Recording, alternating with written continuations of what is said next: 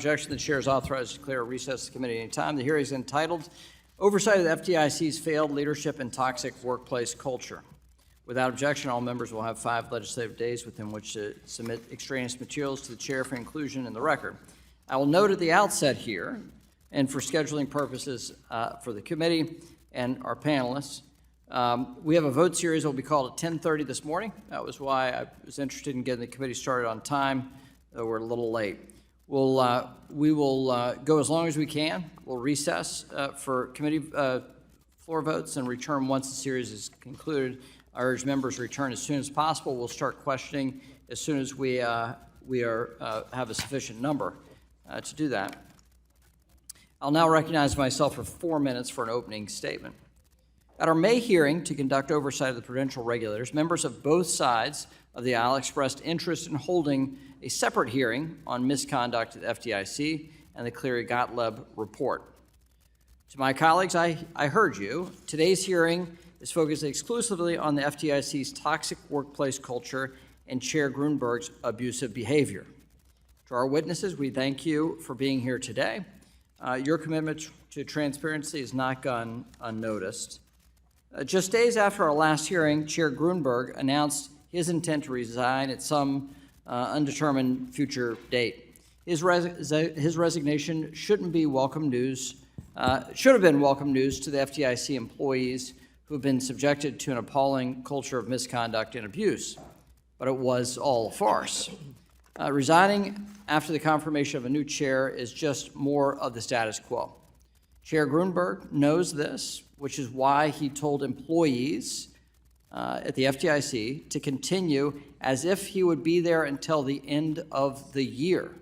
That is outrageous. This, though, is part and parcel of Mr. Grunberg's failure to accept responsibilities for his own actions. His approach to a long overdue cultural overhaul of the FDIC seems to be deny, deflect, and delay. Case in point, 3 weeks after the White House pledged to move quickly to replace him, we have yet to see a successor even nominated. Deep institutional changes at the FDIC are needed now, not later, which is why I called on President Biden to fire Chair Grunberg for cause. There's a clear succession plan in place. The agency's operations would continue unabated if he rightfully stepped down today. So what's the delay? The Inspector General, Wall Street Journal, and Cleary-Gottlieb all outlined important misconduct at every level of the agency in painstaking detail. But based on Chair Grunberg's claims, we're supposed to believe he somehow missed this appalling behavior while leading the agency for 10 of the last 13 years. It's clear any cultural change will happen in spite of his presence, not because of it. The consequences of Chair Grunberg's failed leadership go further than the 4 walls of the FDIC, though. The events that have unfolded over the last 15 months in our financial system involved him directly or the FDIC under his watch, which include 3 major bank failures last March, including Signature Bank, which was directly under his supervision. In April, Chair Grunberg's chief risk officer reviewed the FDIC's actions leading up to Signature Bank's failure and concluded staffing, whether it be shortages or communication issues, was a major issue.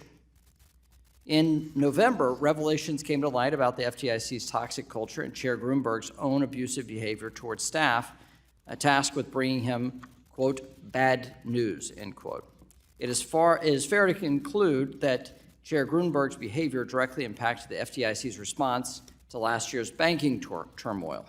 He moved slowly, couldn't make decisions, and undoubtedly lashed out at his own employees for presenting him information. So I asked the White House and my Democratic colleagues, does your own agenda really outweigh the need for a competent leader at the helm of the FDIC?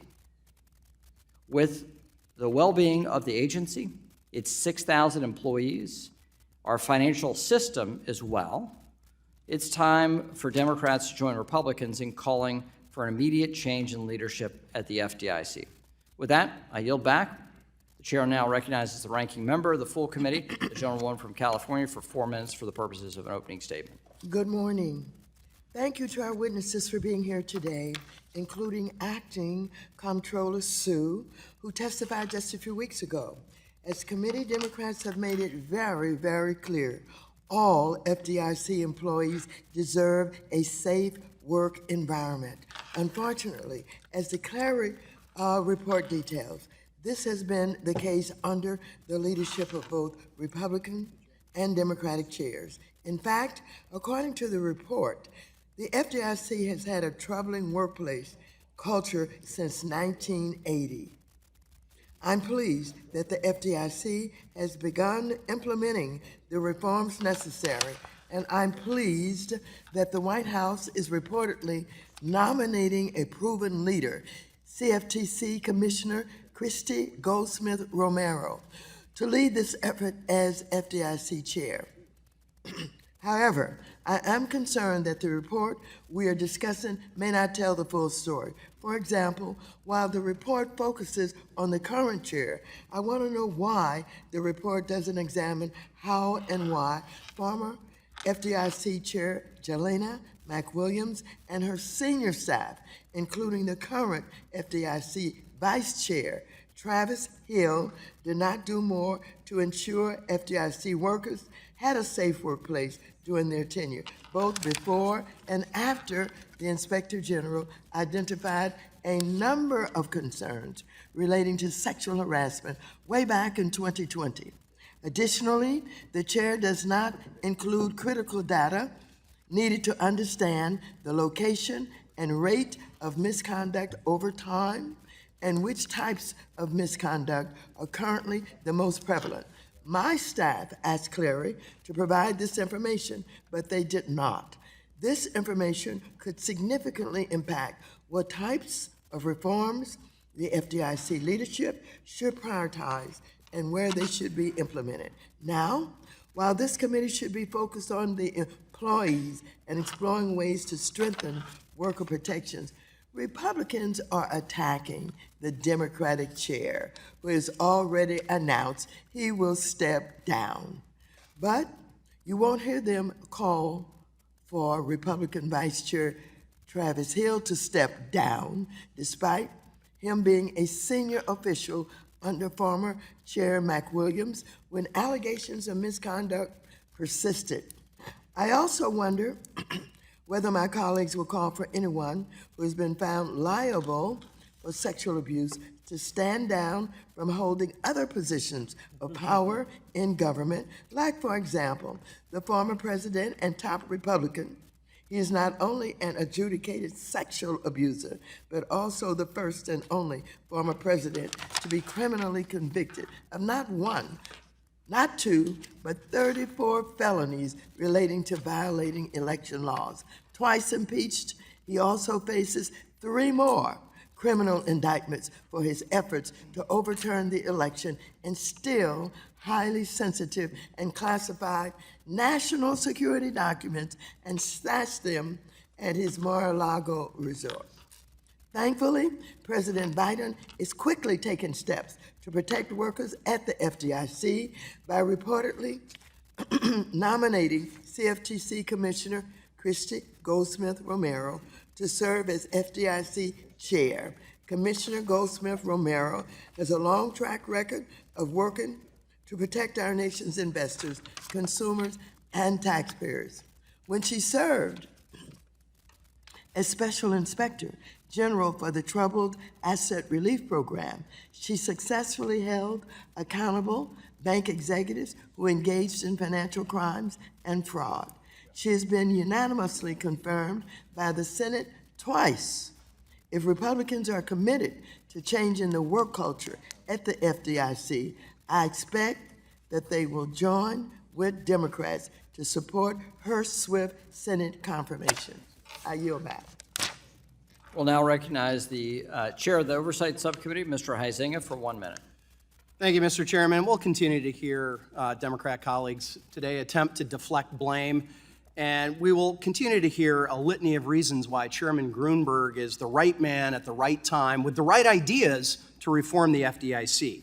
However, one simple fact remains. Chairman Grunberg is a failed leader who has put politics and a radical progressive agenda over doing what is right.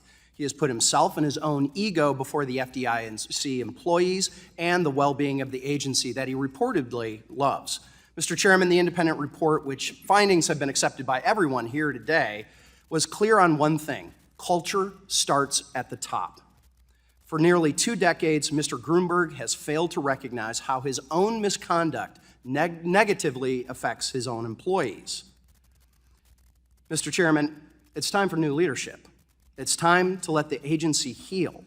The safety and soundness of our banking system is at risk under his leadership, and Chairman Grunberg should resign immediately or be removed by the President. I yield back. Gentleman yields back. The ranking member of the Subcommittee on Oversight and Investigations, Mr. Green, is recognized for 1 minute. Thank you, Mr. Chairman. I thank the ranking member as well, and I associate myself with the comments of the ranking member. Mr. Chairman, Chair Grunberg has stated that he will step down. He will step down from his position once a successor is confirmed. I'd like to thank President Biden for putting forth a capable, competent, and qualified nominee. And I encourage the Senate to confirm this nominee as quickly as possible. Confirm this nominee who will rectify the toxic causality that resulted in opprobrious conduct at the FDIC. I do concur with the ranking member. The employees, the persons who work there and all facets of work, deserve a safe and secure work environment. I trust that the chair and his successor, the new chair who will succeed Grunberg, will work prudently to strengthen banking regulations, capital requirements, as well as rein in incentive-based executive compensation that encourages excess risk-taking, and again, produce a safe work environment. I thank you, and I yield back. Gentleman yields back. I'll note for the record that while my Democrat colleagues may be front-running the White House, we've yet to see the full nomination presented. The press reports indicated, and now our Democrat colleagues are saying it. So we'll now recognize the testimony of the distinguished panel today. Mr. Michael Hsu, co-chair of the Special Committee of the Federal Deposit Insurance Corporation. Mr. June Kim, partner of the law firm Cleary Gottlieb, Stein and Hamilton, LLP. Ms. Abina Manu, also a partner with a law firm of Cleary Gottlieb, Stein and Hamilton, LLP.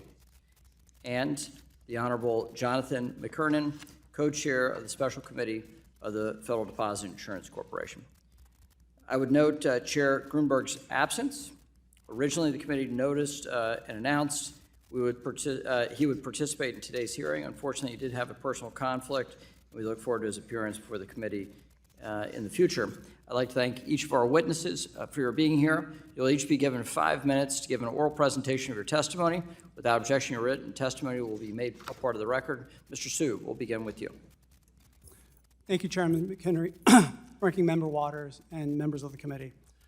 I'm testifying today in my capacity as a director on the board of the FDIC and as co-chair of the Special Review Committee, which was established to oversee the independent third-party review of the agency's workplace and culture. In these roles, my objective has been to protect the people of the FDIC.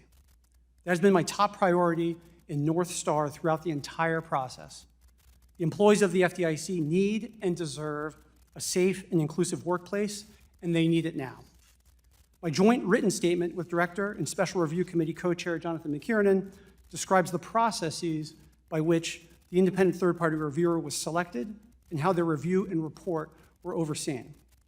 At each and every stage of the process, we sought to ensure that the review and report were independent, credible, and fair. I believe we achieved that and strongly support the report's findings and recommendations. Most importantly, the report provides a clear roadmap to address and remedy the pervasive problems at the FDIC. The agency must implement its recommendations immediately.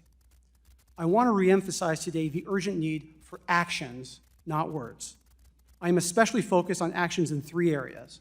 First, addressing the fear of retaliation. Second, implementing the right action plan for cultural and structural transformation. And third, ensuring that the board and senior management can and will be held accountable for doing what's necessary to make the FDIC a safe and inclusive workplace. Currently, the agency is taking action on all three fronts, following through on recommendations in the report. More specifically, the FDIC is in the process of, first, replacing the broken internal process for fielding and responding to reports of harassment with a new structure that will bypass management hierarchies and utilize third-party investigators, hold wrongdoers accountable, and report directly to the board in order to credibly mitigate the risk of retaliation. Second, hiring a third-party expert to bring an independent outside perspective on what's needed to ensure cultural and structural transformation, including augmenting the agency's action plan as necessary. And third, hiring an independent transformation monitor to hold the agency accountable for following through on its commitments and taking the necessary actions in a timely manner. Protecting the people of the FDIC and earning back their trust must be our highest priority. I'm fully committed to that. The three actions I highlighted, restructuring how the agency does intake, investigations, and accountability, hiring a third-party expert, hiring an independent transformation monitor, are foundational to many of the recommendations in the report.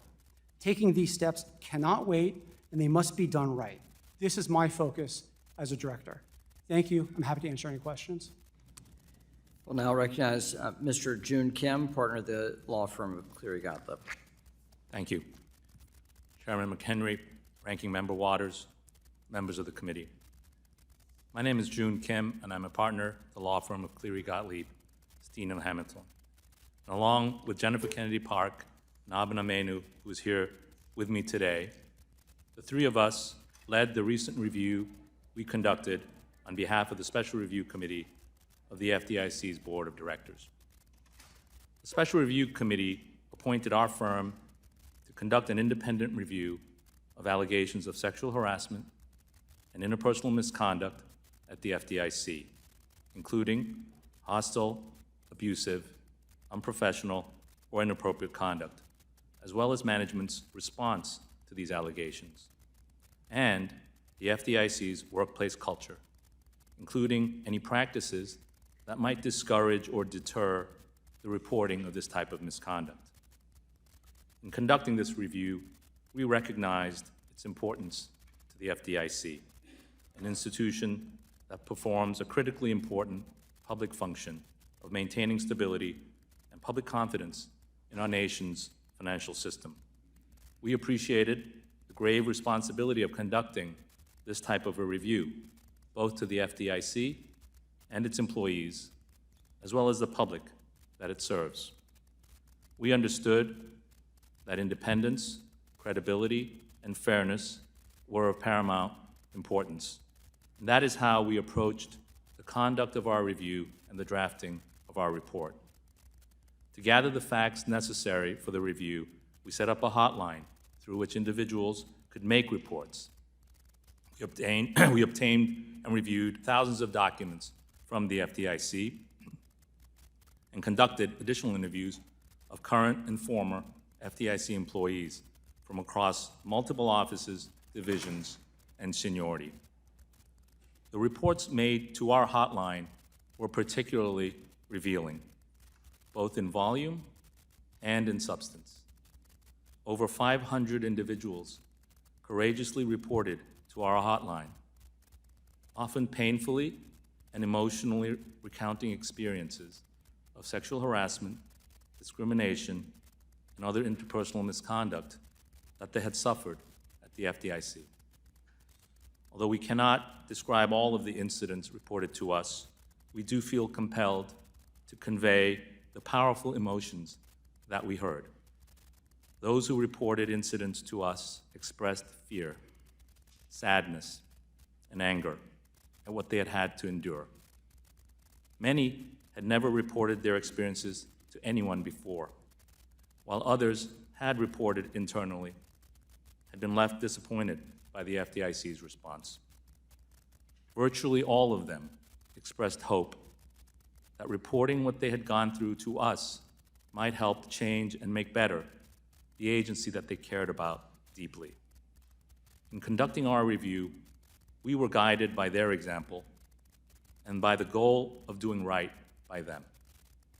We hope that our review and our report did justice to their experiences and honored the public service of the thousands of FDIC employees. My colleague, Ms. Manu, will discuss in her remarks the factual findings, analyses, and recommendations set forth in our report. We thank you for the opportunity to present on this important issue to this committee, and we welcome questions. We'll now recognize for 5 minutes Ms. Manu. Good morning, Chairman McHenry, Ranking Member Waters, and members of the committee. We set forth in our report the factual findings from our review, an analysis of the root causes of the issues we identified, and recommendations we believe would help address the issues that we identified. Our report is being submitted to the committee with our written testimony. As we set forth in our report, we found that for far too many employees and for far too long, the FDIC has failed to provide a workplace safe from sexual harassment, discrimination, and other interpersonal misconduct. We also found that a patriarchal, hierarchic, and insular culture helped create the conditions that allowed for such misconduct to occur and persist. In addition, we found that a deep-seated fear of retaliation, as well as a lack of clarity and credibility around internal reporting channels, led to an underreporting of workplace misconduct over the years. Other root causes we identified included a lack of accountability, insufficient prioritization of workplace culture, risk aversion, abuse of certain power dynamics, and insufficient record keeping. To address these issues, many of which we found were long-standing and deeply ingrained, we made a number of recommendations in our report. In developing the recommendations, we took into account the view expressed by many who reported to us that truly lasting and meaningful change will not be a matter merely of revisions to policies and increased trainings, although those are necessary and important, but must include real cultural and structural change. That is why, among other changes, we recommended the appointment of a culture and structure transformation monitor, as well as an independent third-party expert, such that the FDIC will have expert guidance in implementing the recommendations, as well as a monitor that will monitor and audit such implementation. First among our recommendations is to protect the victims, including protecting the physical and psychological safety of those who have experienced sexual harassment, discrimination, bullying, or other interpersonal misconduct at the FDIC.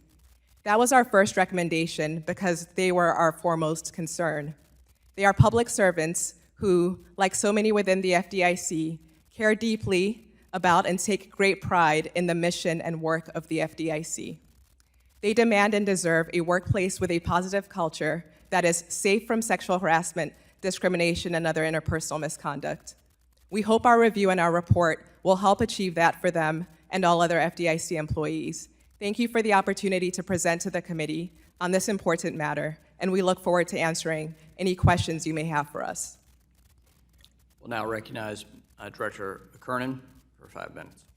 Chairman McHenry, Ranking Member Waters, others members of the committee, I'm here in my capacity as a co-chair of the Special Review Committee that oversaw Cleary Gottlieb's review of the FDIC's workplace. I might first address myself to the FDIC employees. Cleary's report establishes that you've been heard. The report makes clear that what happened to you was real, that what happened was wrong, totally unacceptable. I hope the report puts us on a path to change, and I hope accountability, real accountability, is not too far off. I'd like to also convey my respect and appreciation to Director Sue for the exceedingly constructive and nonpartisan way in which she approached this review. I think we set an example for how the FDIC board can and should work. In my year and a half at the FDIC, I've developed a strong attachment to the FDIC staff and our shared mission. Overseeing the review, I saw a different side of the FDIC. That was a jarring experience. I think that's similar to the experience many have reading the report. Cleary's report is a painful read. The report documents sexual harassment and misconduct on a scale and of nature that shocked the conscience. The report describes a good old boys club that is, quote, patriarchal and, quote, misogynistic. The report makes clear there has been a widespread, incredible fear of retaliation that deters victims from reporting wrongdoing. The report also makes clear that there has been a failure to hold wrongdoers accountable when actually reported. The report describes how these dynamics compound upon each other, driving a cycle of deepening fear and distrust among employees, especially women and other underrepresented groups. It is also the case that almost all the FDIC employees are good people, solid public servants, deeply committed to a mission that is central to the success of our country. Reconciling that with the Cleary report comes down to a question of leadership.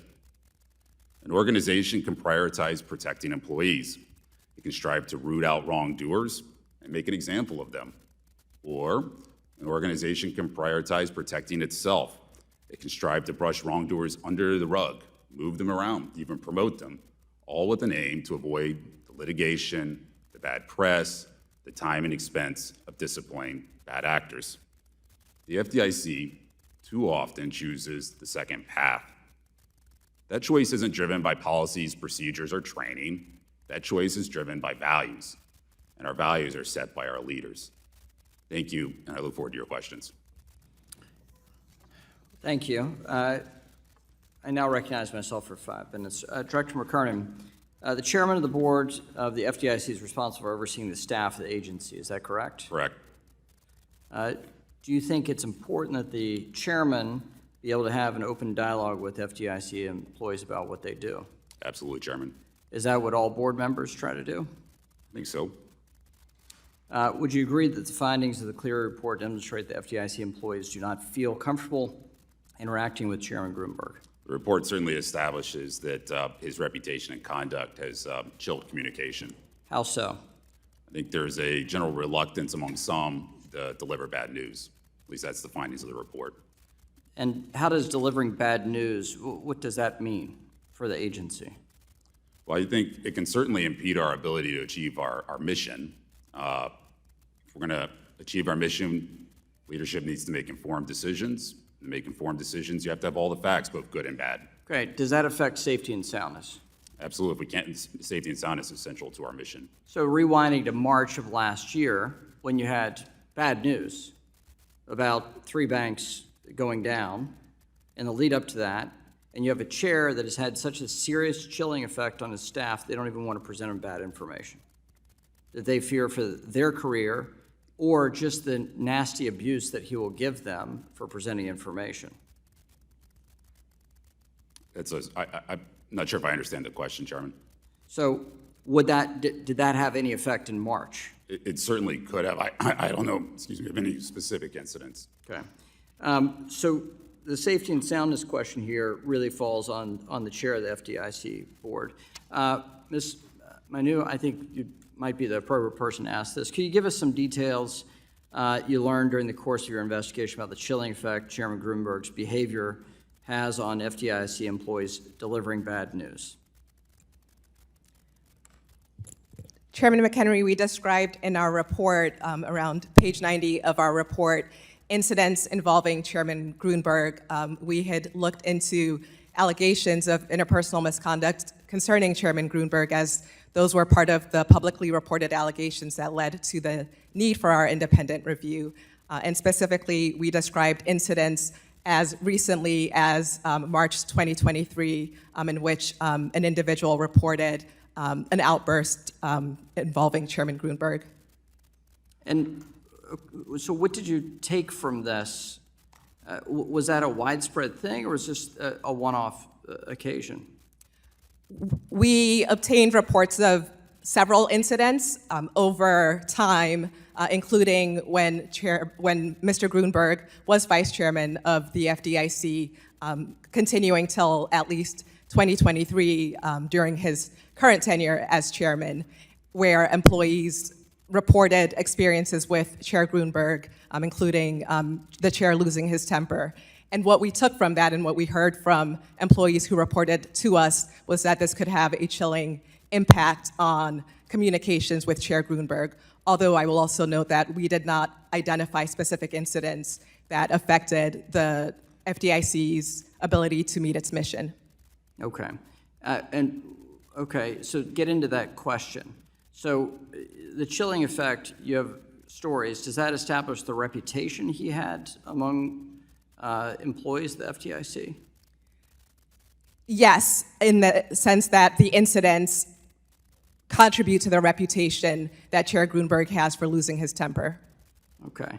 And so when I asked this question about being presented tough information, bad news, there was nothing but bad news in the lead up to the bank failures in March of last year. And the specifics of that, this reputation he had for screaming, yelling, berating, and the report describes one incident where it's a period of something like 30 minutes that he was yelling at one employee. That would have an impact on their ability to actually tell him the bad news that was occurring in the financial system, which then could lead to a question of safety and soundness decision-making for the agencies. Clearly, from the outside, we saw the inability for them to make a decision, the FDIC to make a decision. Now, this reputation he has looks clearly connected with that inability. Director McKernan, knowing what we know now, do you think Chairman Grunberg should immediately step aside? Chairman, my view is the FDIC urgently needs a fresh start, and the sooner the better. And now yield back and recognize the ranking member, Ms. Waters, for 5 minutes. Mr. Kim, the Clary report addresses some serious issues that confront the FDIC. Yet the report does not provide any key information that is important to understanding the workplace culture at the FDIC and how to best correct the problems the report identified. For example, the report does not indicate how many of the 510 allegations are unique or even when these events occurred, other than that they occurred sometime between 1980s and this year. In fact, when discussing the allegations received through the hotline, the report states that, quote, because various individuals reported different types of misconduct that were sometimes overlapping or difficult to characterize, the numbers are estimates, end quote. Nor does the report indicate how many of the allegations were firsthand or secondhand. Given this lack of specificity, it is difficult to understand what types of misconduct may be increasing or declining over time and what types of misconduct are most prevalent today.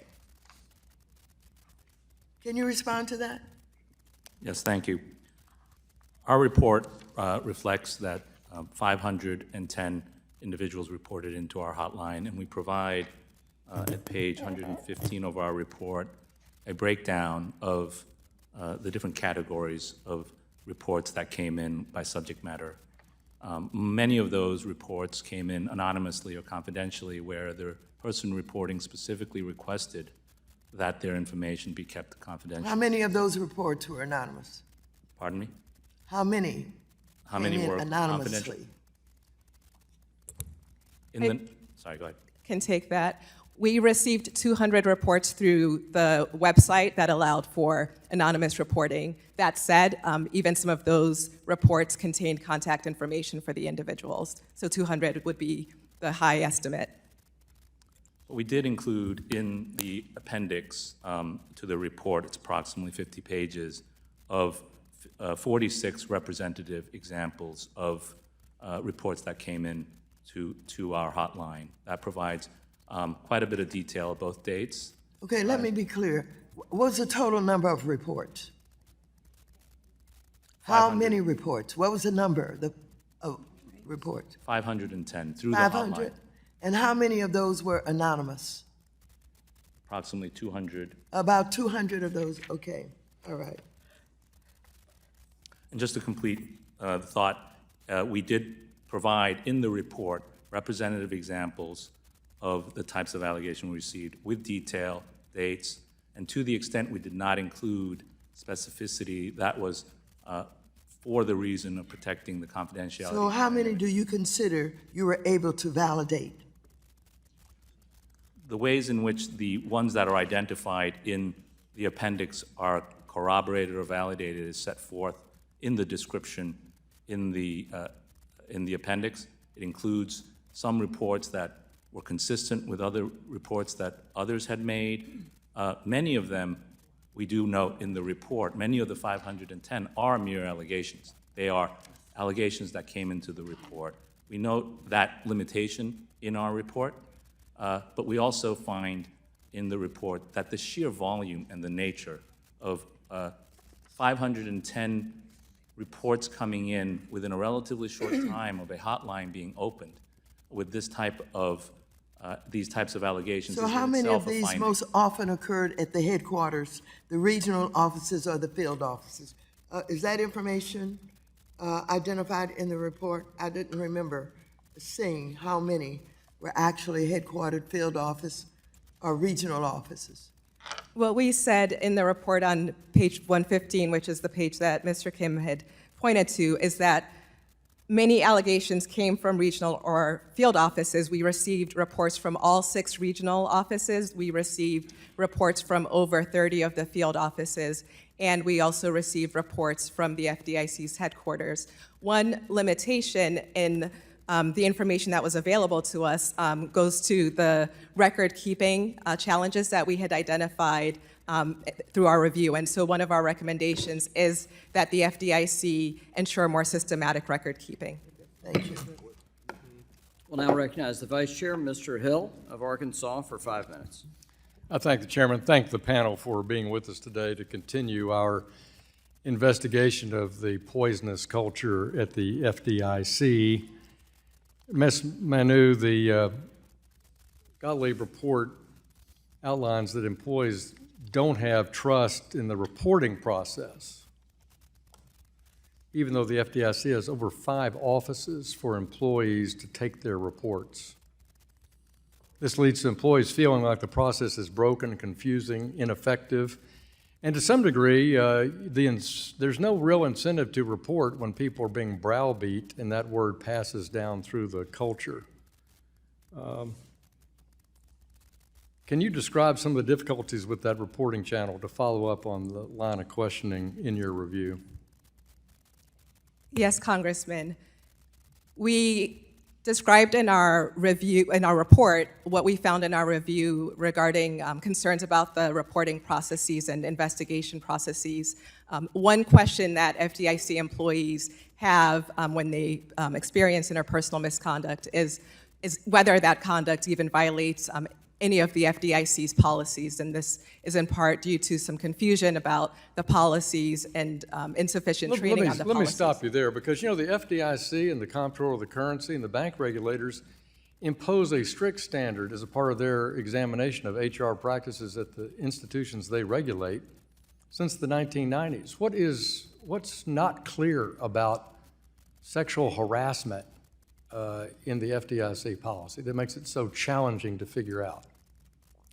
One question that comes up is whether conduct that does not necessarily violate the law, but otherwise would count as harassment within the FDIC's policies, does violate any policies. So there's a misperception that in order for any conduct to violate the policies, it needs to rise to the level of unlawful conduct. Second. Is this a place where you'd want to work? Based on your spending weeks on this project, would you want to work in this environment? I think that's a difficult question to answer in that, as we've all said in our statements, it's very clear, and we heard from the FDIC employees who reported to us how proud they are to work at the FDIC. Excellent. It's an amazing mission since 1933, I agree. An important mission. But I don't believe that the current director should be in charge of cleaning up this situation. And I'm glad, according to the ranking member, that he's going to appoint President Biden's going to appoint a new leader. But in the interim, for taking how long the confirmation process will take, it's my judgment that we should have the transition today, and that the current chairman should be out of his office in order to move this atmosphere forward. Mr. McKernan, let me turn and talk about the implications of this. We have a softening economy. We have a rising set of challenges in commercial real estate lending. We have the sharpest increase in interest rates since 1980, which has created some real pressure in our depository institutions. And I'm concerned that we don't have the right leadership to get the basic job done at the FDIC. What is your assessment of that? This committee heard testimony during Silicon Valley. It was not impressive what we heard from the FDIC. And in fact, you sent us a memo pointing out the significant managerial weaknesses. Yeah, Congressman, what I would say to that is the state of affairs of the FDIC is challenging. Morale is bad. We just fell, I think, second to last in our group in our federal employment surveys. We were near the top for quite some time. I think it's fair to say that a lot of staff have lost confidence in leadership and even the board. I think it's fair to say that staff have seen no real accountability, so it's hard to see much commitment to change absent that accountability.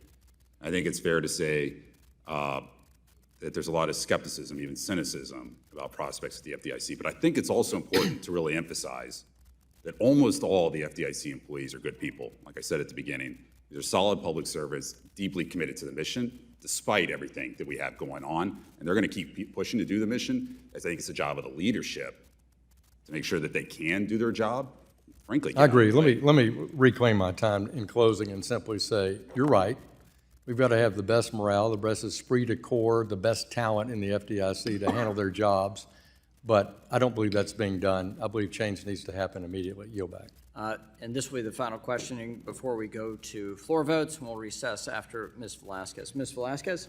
Thank you. Of New York is recognized for 5 minutes. Thank you, Mr. Chairman.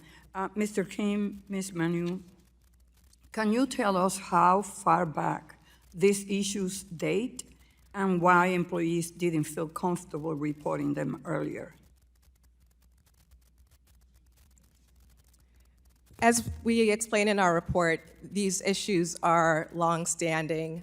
As Mr. Kim noted earlier, we included in our report about 50 representative examples of the types of allegations that we learned, and we provided detailed descriptions. And even among those representative examples, you have some allegations going back as far back as the late 1980s and going on. Okay, thanks. And do these reports become greater over time or less towards today? It's difficult to speak to any patterns in terms of interpersonal misconduct identified at the FDIC. As we laid out in our report, the human resources group that receives and currently investigates allegations of interpersonal misconduct did not have a systematic way of keeping records of those types of allegations until about last year. Thank you. And so, Acting Comptroller Sue, while these incidents certainly did occur on Chair Grunsberg's watch, they also occurred under the chairmanship of Jelena McWilliams. Is that correct? That's my understanding, yes. Mr. Kim and Ms. Manu, your report states that over 500 people who reported allegations of misconduct are disproportionately women and people from underrepresented groups. Can you both speak to the type of incidents FDIC employees from this group face and how the good old boys culture enabled these events to occur without repercussion? I can start. Yeah, we do make the finding that those who reported were predominantly women and from underrepresented groups. We noted that when we also noted that we also spoke to many people who had positive experiences at the FDIC, and in fact, some of the people who did report incidents generally had positive experiences themselves. But it was important for us to note that predominantly those reporting these issues were those who appeared to be women or underrepresented minorities.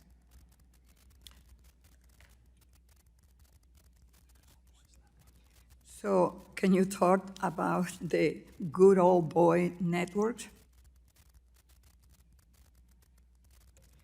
Yes, we received reports about favoritism. For example, one of the examples that we included in the appendix with the representative examples talked about, and it was reported by two individuals where they observed they observed a manager acting inappropriately toward an employee in the presence of an executive. And in that situation, the executive asked the employee who had been yelled at and had been the subject of the abuse to apologize and did not say anything to the manager. And one of the people who reported to us observed that this was based on the personal relationship that the executive had with that manager, and to that individual was an example of the good old boys network. So how do we break up this culture? Cultural and structural transformation, we think, are important because, as we've explained, these issues are longstanding. There have been previous efforts to bring about culture change at the FDIC. We believe that in part because these issues have continued to persist, that those efforts have been ineffective. And so our recommendations, including the appointment of a monitor to oversee the FDIC's work going forward, are intended to bring about change. Thank you. So the FDIC created an action plan that you are all aware. Can you speak to the viability of the plan and whether you think the plan alone is sufficient to address the structural and cultural changes? As we noted in the report, the action plan does contain proposed actions that are overlap with our recommendations. And so obviously both were seeking to address the similar or same issue. However, we had some additional recommendations that we believed were important. As Ms. Menu mentioned, very important to us was an appointment of a transformation monitor who could monitor and audit the steps that were being taken, and that this person be, or the monitor be independent and have the necessary resources. Also, we recommended the retention of an external expert who is expert in these areas. And then importantly, we had a recommendation that the review process be conducted by a group that is independent. Thank you, Mr. Chairman. The ladies' time's expired. We'll now recess for floor votes, and we'll restart with Mr. Lucas when we return. The committee stands in recess.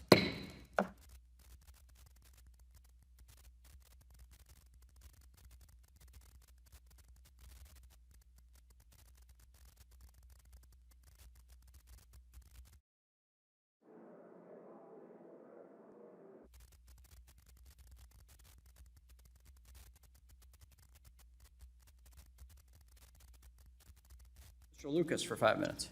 Thank you, Mr. Chairman, and I appreciate you yielding to me for questions. You know, in my tenure in Congress, on a variety of committees, we've dealt with a number of sticky sort of questions, things that had to be addressed, things that could not be allowed to go unchallenged. And I occasionally take a little different perspective sometimes in the questions I ask. So I would start by addressing Mr. Kim. On December 11, 2023, the FDIC Special Review Committee chose your firm to conduct an independent review of the FDIC's culture into allegations of sexual harassment, misconduct, just toxic culture at FDIC. You and your colleagues, Ms. Manu and Ms. Park, led the team for this investigation. Has your team conducted investigations into workplace misconduct before? Yes, we have. Mr. Kim, when the Special Review Committee chose your firm, what was your understanding of the scope of the investigation with respect to the conduct of the chairman? The scope of our review was set forth to us in the resolution from the board, and that was for us to conduct an independent review of allegations of sexual harassment and interpersonal misconduct at the FDIC, including hostile, abusive, unprofessional, or inappropriate conduct, as well as management's response to these allegations, and the FDIC's workplace culture, including any practices that might discourage or deter the reporting of this type of misconduct. That was the scope that was provided. So that we may better understand your investigation, could you elaborate on the steps your firm took to ensure independence of the investigation, to safeguard the report against any bias? Yes. We obviously, as lawyers, have ethical obligations to our client. In this case, our client was the Special Review Committee of the FDIC Board. That was the exclusive ethical duty that we owed. The investigative team understood that, and we also, as a precautionary measure, created walls internally at the firm to keep separate out any lawyers who do banking work, and we conducted our review in a way that ensured that independence, but also independence within the firm, but also from within the FDIC, because there was a need for independence in that regard as well. There are some who have been distressed about the focus on the current chairman rather than his predecessors. Mr. Kim, during the course of your investigation, if significant issues were uncovered regarding previous chairs that contributed to the toxic workplace at the FDIC, how would that have been included in the report? Yeah, we did not intend to or focus on particular chairs or not. As we make clear in the report, the workplace culture issues were longstanding, that have spanned for many years across different chairs. We addressed the conduct of the current chairman because public reporting relating to his conduct and his reputation was already publicly reported by the time we were appointed, and what led to the need for an independent review as opposed to a review led by management, which is what was contemplated before. And for that reason, as well as the reason that he is the current chairman, and obviously, as many people reported to us, culture starts at the top, and also because it's relevant to the implementation of the recommendations that we deemed it appropriate and necessary to cover his conduct as well, in the way we did in the report.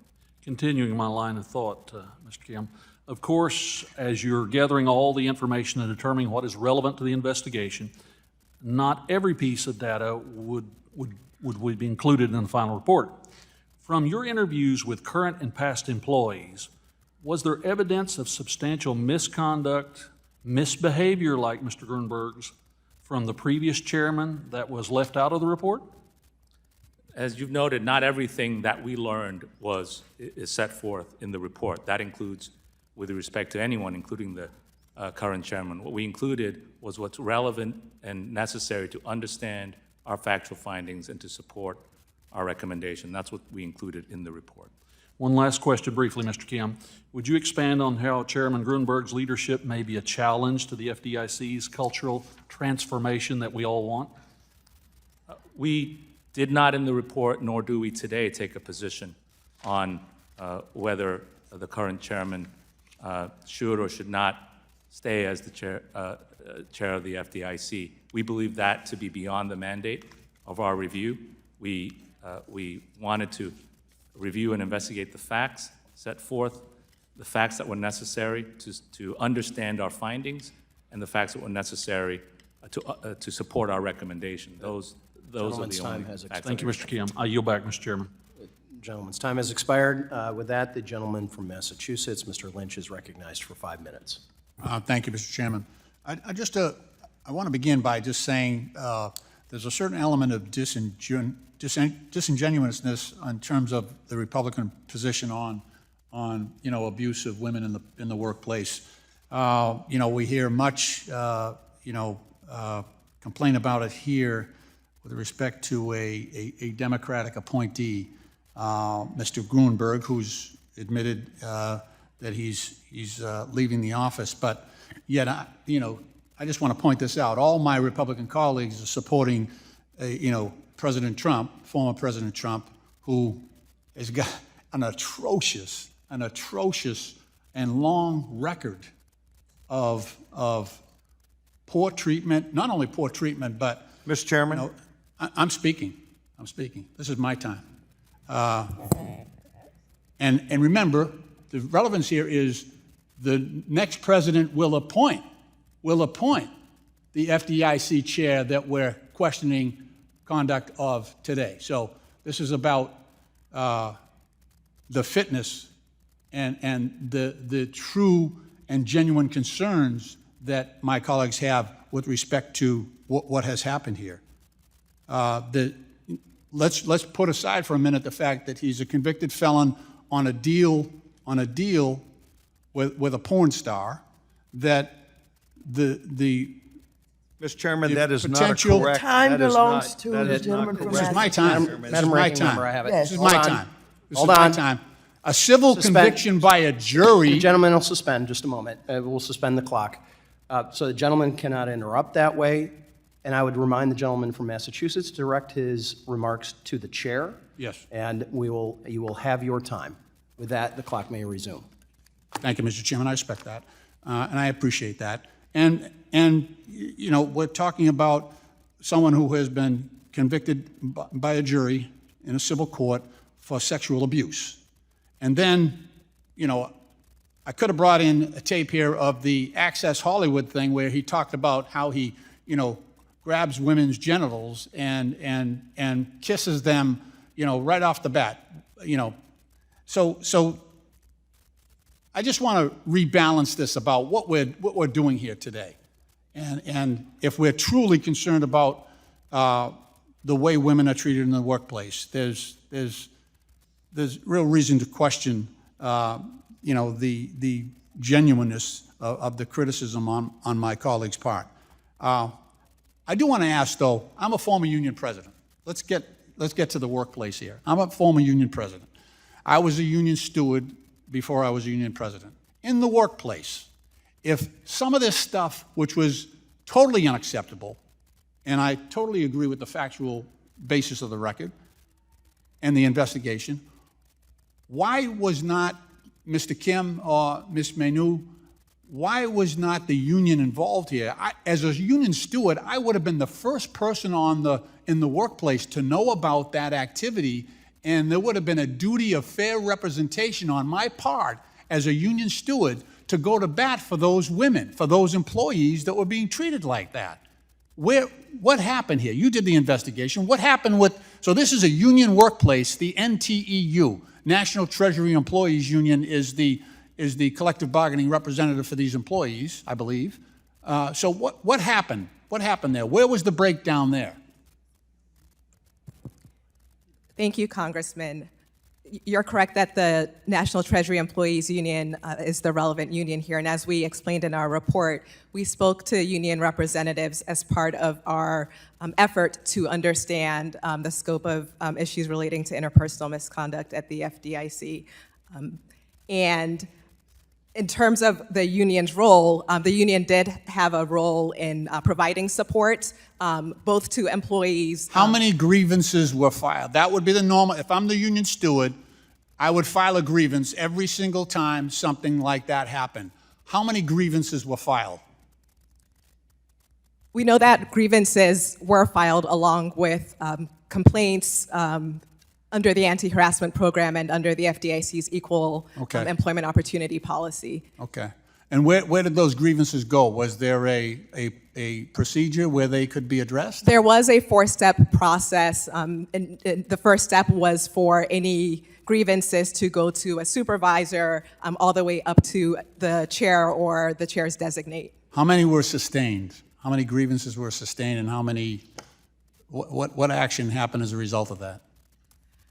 What we say in our report is that insufficient disciplinary actions were taken in response to allegations of interpersonal misconduct. And one of the statistics we cite is from the FDIC's reports that it made to Congress, that out of 92 complaints that were made between 2015 and 2023 under the FDIC's anti-harassment policy, the most serious disciplinary action that was taken was suspensions, and that was in 2 instances. Gentleman's time has expired. Thank you for your indulgence, Mr. Chairman. I appreciate it. Thank you. The chair would also like to remind the members up here about what the hearing is supposed to be about, but also about Rule 17. Rules of decorum do require us to not impugn members, other members, the president, or we would include nominees in that. And with that, the gentleman from, and I The will gent- also note. Will the gentleman yield? I will not. I will also note that the folks may use their 5 minutes as they wish. Let's just- Parliamentary. What is the inquiry. gentlewoman's parliamentary inquiry? I want to be sure about what you are advising us. Are you advising us that we're not to make any statements about the president? No? Would you please clarify? I would like us to adhere to Rule 17, which says that we should not mischaracterize members or current members of government or past members of government. That is it. Despite So with the facts. gentleman from Texas is recognized for 5 minutes. Mr. Chairman, thank you very much. I'd like to delve into and take a little bit further approach, Mr. Sue and also Miss Menino. Thank you for your comments today. Both of you used the word several times, retaliation. Are you both lawyers? Yes. What is the federal law related to retaliation, at least in your opinion, that this whole agency, all the management and others should have been advised of? Because I've heard you twice say there's a concern about retaliation. An example would be the anti-discrimination laws, which, in addition to making discrimination based on protected classes unlawful, would also cover any retaliation against individuals who make complaints about discrimination. Would that be the same as a whistleblower, or is a whistleblower a different type of status? In other words, if a person's allowed to give feedback, their name, the information, specific information, you know who they are, is that treated differently under the law than whistleblower? I think the answer is yes. Could you just rephrase your question? Yes, ma'am. Make sure I understand Yes, it. ma'am. And thank you. There is feedback that was provided within the agency. I don't know what that venue was, but we've heard about some 500. There were some 300 perhaps where they provided their name and direct information to where you get back to them. You've already said, yes, there would be federal law related to the protection of those people, at least as it relates to someone retaliating against them. Correct. Is that the same or different law that generally would apply to whistleblowers? And did you have whistleblowers? There are also specific whistleblower laws that protect individuals who report violations of law.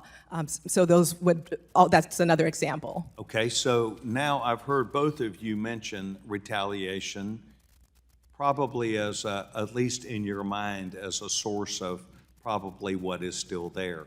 What has taken place in relationship, and who would be responsible for that observation and fixing where it dealt with retaliation in this FDIC agency?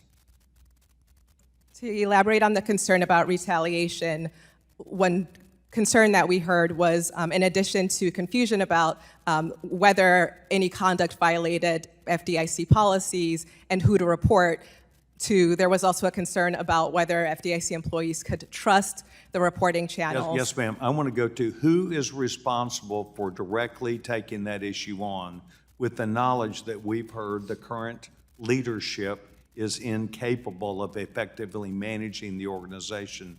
Who is taking that issue on within the agency, notwithstanding what they should not be waiting for a new person to be approved by the United States Senate?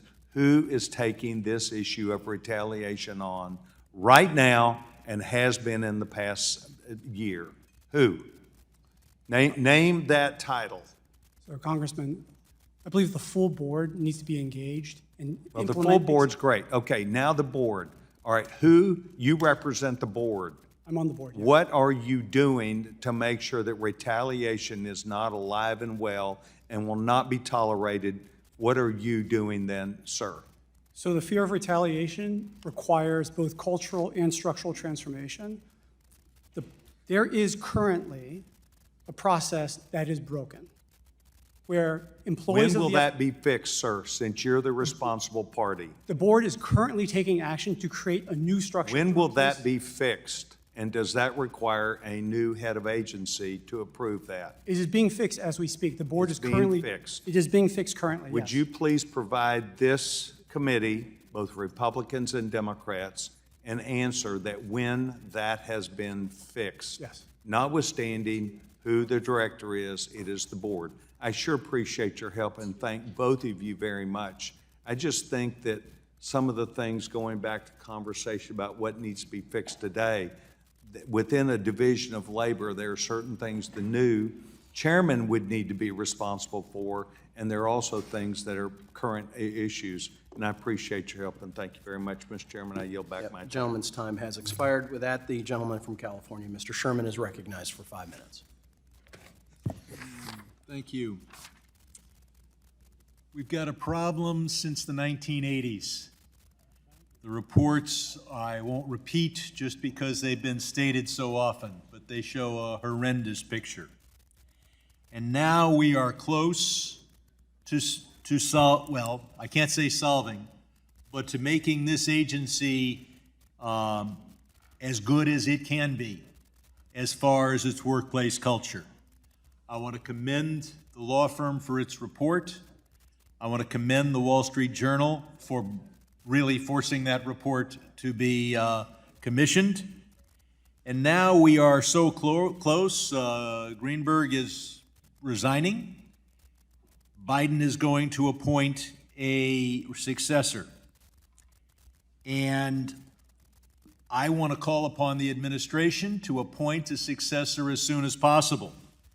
But I want the Republican members of this committee to take the opportunity to demand that the Senate not engage in dilatory tactics to prevent that successor from being confirmed. A prompt hearing and then an up or down vote without any of the Senate tricks. Because I was one of those who asked for this hearing. But that was before Greenberg announced his retirement. The title of this hearing is about the toxic workplace culture at the FDIC. If the Senate unduly delays the confirmation, we need another hearing, Mr. Chairman, on the Senate's toxic culture of delay, which would be preventing us from dealing with the toxic culture at the FDIC. Now, some have argued that somehow Signature Bank and First Republic are result of Greenberg's temperament. Mr. Yu, you were there. Did these banks fail because they had bad management and they failed to account for interest rate risk? Or did they fail because of Greenberg's personality? Thank you for the question, Congressman. So the OCC does not regulate Silicon Valley Bank. Yes, I'm asking you in your role as a member of the FDIC. So the factors that led to the failure are well laid out in the reports that the FDIC has. Do any of those reports say it's Greenberg's personality? No. That's not mentioned? And has anyone, you're on the FDIC, has anyone at the FDIC identified for you, I was going to bring this First Republic issue up or Signature Bank up, but I failed to bring it up because I was worried about the chairman's personality. Has anybody stepped forward then and said the personality stopped them from taking action? No. The National Treasurer Employees Union represents the FDIC employees. I wonder whether Mr. Hsu and Mr. McKieran can commit to working with NTEU as the FTC moves forward to improve its workforce culture. Mr. Hugh? Yes. Yes. Good.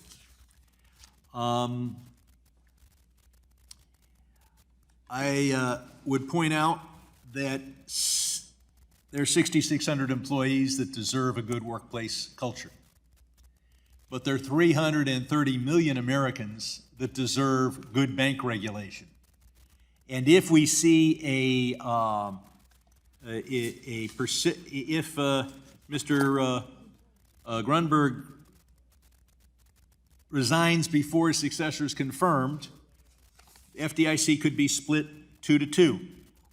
Mr. Hugh, if the FDIC was split 2-2 and we had another big crisis, Silicon Valley Bank 2, is it possible that the FDIC would split 2-2 as to what action to take if they only had 4 commissioners? It's hard to speculate about that. But there's a reason why you have an odd number of commissioners, correct? It's so that you're less likely to split 2-2. I don't want to speculate about that. Okay, well, I won't ask you to speculate, but last I checked, 2 + 2 was 4. If you have only 4 members, then it can divide 2-2. I'd finally point out that Silicon Valley Bank also failed because interest rate risk was not built into sufficiently our bank examination process, and we need to market all long-term instruments, debt instruments that banks hold, whether it is available for sale or held to maturity. And until we do that, we will see banks put too much of their money on Wall Street instruments. I yield back. Gentleman's time has expired. The gentleman from Missouri, Mr. Lutkemeyer, the chair of the National Security Subcommittee. That's a very long name, Mr. Chairman. Yes, I was truncating it in my own head, so sorry about that. Thank you, Mr. Chairman. Thank all of you for being here today. This is a very serious matter that deserves a lot of insightfulness and a lot of, I think, insightful comments and questioning. So my first question is to Mr. Sue this morning. Do you take this report seriously, Mr. Sue? Very seriously, yes. Okay, you say in your written testimony that you are committed, and I quote, committed to holding any employee engaging in misconduct accountable, and your main objective is to protect the employees. Do you believe this? Yes. Why have you not taken action to fire Mr. Grunberg at this point? The actions we're focused on are actions that I can influence, which relate to hiring a third-party expert. You can't influence his continue to be at the head of this agency? That decision is for the White House and for the Senate. Can't the FDIC board do something about this? I'm sorry? Can't the FDIC board do something about this? The FDIC board doesn't have authority. What happens if Mr. Grunberg commits a felony or winds up in jail tomorrow? Who takes over?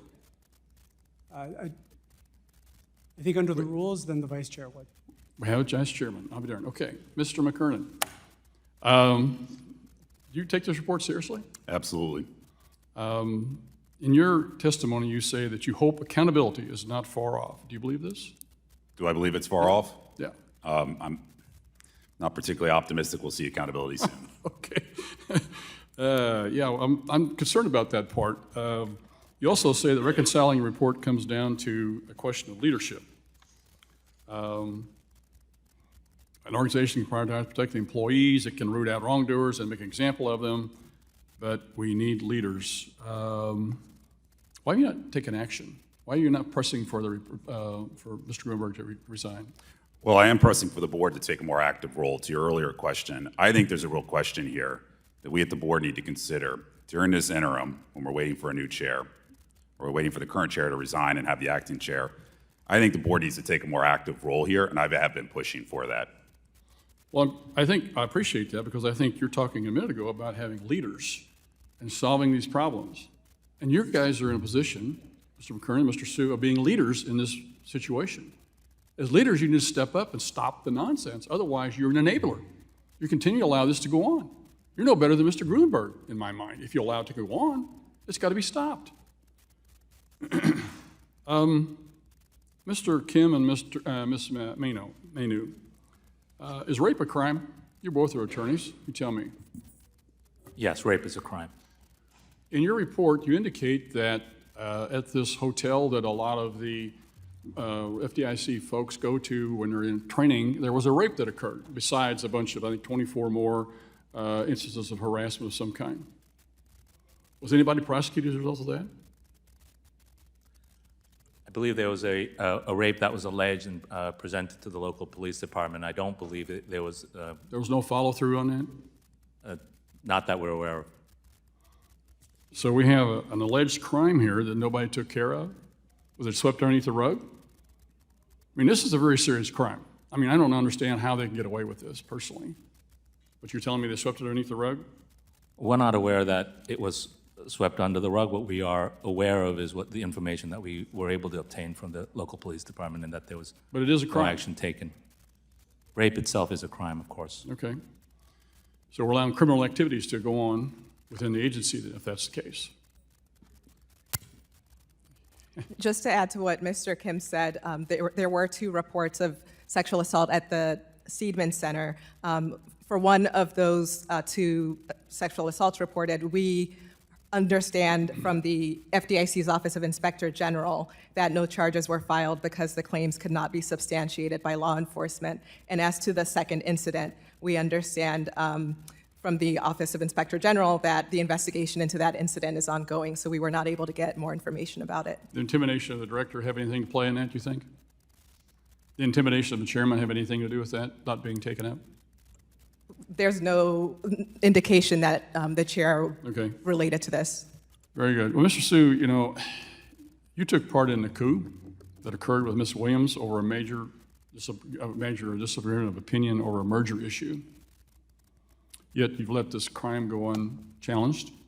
Sexual harassment and racial discrimination, which is documented, continue to go unchallenged.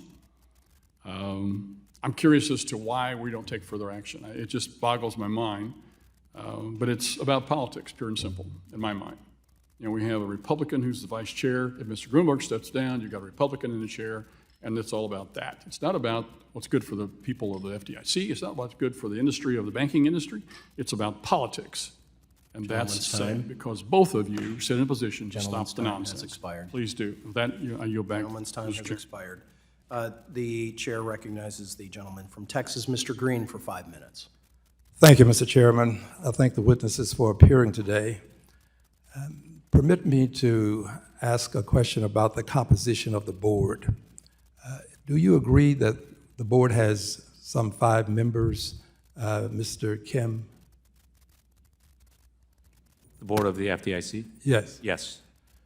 And do you agree that, well, let me just ask you, how many women are among the 5? There are no women among the 5. 5 men. Correct.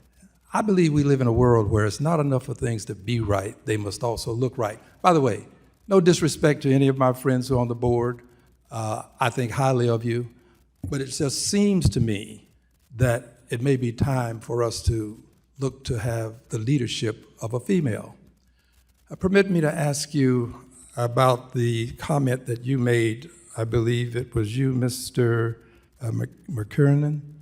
You made the comment of this being misogynistic. Explain, please. Explain what I mean by that? Yes, sir. Well, this is a characterization of the report, and when they describe the workplace culture, Cleary may have other examples, but what I understand that to mean is that we have biases here slanted in favor of the male workforce. You've heard the term good old boys? Absolutely. Is that what we're talking about? That's right. Someone used the term patriarchal. Would you speak up, ma'am? I believe you did.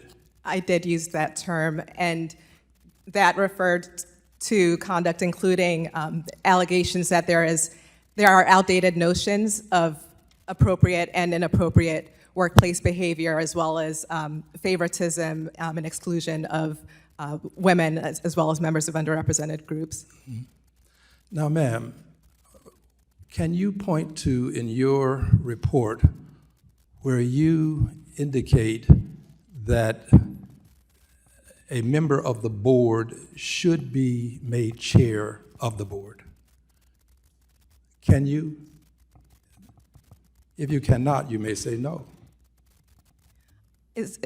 Could you rephrase the question? I want to make sure I understand it. Can you point to some language in your report where there's an indication that a member of the board should become chair of the board? We do not take a position in our report about So who you should be in cannot. Your leadership. report doesn't address that, because that's beyond your mandate. It's beyond our mandate. Absolutely, beyond your mandate, which means that you're not recommending that the vice chair become chair of the board, are you? We're not taking any positions on who should be the chair. So when you of the say board. this should be done expeditiously, you're not indicating that it must be done expeditiously so that the vice chair can become chair, are you? We are suggesting that our recommendations should be implemented expeditiously to improve the workplace culture at the FDIC. Exactly, but not such that a specific person can become chair. We're not taking any position No on who should position be on chair. chair. Correct. In this toxic environment, with 5 men at the helm, can you find a reason why a woman should not become the next chair? In your report? Absolutely not. It just seems to me that the president is trying as best as he can to do what someone said about a fresh start. Who made that statement? Raise your hand if you said fresh start. Congressman, I believe that was me. Yes, a fresh start. A fresh start, in my opinion, should include bringing a woman, placing a woman at the helm, woman chair. Now, this can be difficult for my colleagues across the aisle to embrace because we quite regularly have all men on our panels, and quite regularly I remind them. Quite often the reason we have females is because the Democrats will decide that we need to have some balance. But it's just not unusual to have all white men. This is not getting a field of where we are, it's the mentality. And this mentality is pervasive not only on this board, this FDIC, but this is something that we've got to deal with across many, many lines. So I want to go on record as supporting a female as the next chair of the board. I think it's time to do that. I yield back. Gentleman's time has expired. The chair will now recognize himself for 5 minutes. Ms. Manu, I have a question for you. Just been kind of hearing between the lines from a lot of my colleagues on the other side about, seems like they seem to think your report was somehow incomplete. Was it incomplete? No, our report, Was it biased? it was not biased. Was it sensationalized? It was not sensationalized. So you believe it's an accurate reflection of the leadership and the culture of what was happening at the FDIC? We do. Okay. I will note, by the way, that we had a woman chair of the FDIC. The last chair of the FDIC, Mr. Sue, helped remove her.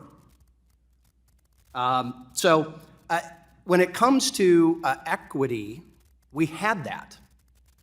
So I do want to say as well about the report, Ms. Manu or Mr. Kim, number of the allegations seem to be sort of saying, well, only there was a focus on one particular chair, the current chair. My reading of the report is that former chairs, 2 women, by the way, were only mentioned in the report for the work that they did attempting to improve the agency culture. Is that accurate? We make very clear in the report that the workplace culture and conduct issues were longstanding. They were longstanding, pervasive. and who was attempting to fix it? All chairs have taken steps Okay. to seek to address them. We I reached I understand your delicate position, Mr. Kim, but the simple fact is that you had an open-ended report. There was not problems with the other 2 female chairs. There was a problem with this chair. So I'm going to move on. A few weeks ago, the FDIC report, a board of directors terminated the Special Review Committee, leaving an agency to handle matters of the independent review internally. The board of directors of the FDIC is supposed to set policy, oversee management, and protect the interests of employees. Director McKernan, what is the role of the board in the day-to-day operations of the FDIC? You were starting to say you were advocating for that. Yeah, when we terminated the Special Review Committee, I was of the view that we really need to have the board step up and take a more active role during this interim. One way to do that would be to establish a board committee, only independent directors, not represented management directors, to oversee implementation of the action plan. Sorry, if Chairman Grunberg didn't see the cultural problems at the agency for 10 of his 13 years as chairman, shouldn't the board be playing a bigger role in overseeing that cultural change? That is my view. Okay. What specifically can the board do? We can, one option would be to establish a board committee. Okay, but that appears to be rejected by Mr. Sue. Mr. Sue, is that correct? I believe the full board needs to be fully engaged in order to back the actions so that the actions that are taken right. to fulfill the recommendations are long-lasting, they're taken now, they're conducted in full. All right. So based on the whistleblower reports both before and after the report, Chairman Grunberg has not been protecting FDIC employees. They don't have confidence in him. In fact, I think there was a Wall Street Journal article that literally the title was, "He survived a beatdown from Congress, but can he survive one from his own staff?" Director Sue, do you still believe, as you testified in May, Chairman Grunberg can restore trust at the FDIC and lead changes in the culture during the remainder of his time? And as I said in my opening, is he the right man, the right time, with the right ideas? My focus is on the employees of the FDIC and Is he delivering on the right action. person to lead this? So long as the chairman is delivering on commitments and taking actions, I'm supportive. It's I'm conditional taking on that as a taking yes. those actions. I'm taking that as a yes. It's conditional on taking those actions. Okay. So that's a conditional yes. I'm just not sure why you're so afraid of him, quite honestly, and why you can't admit an obvious truth.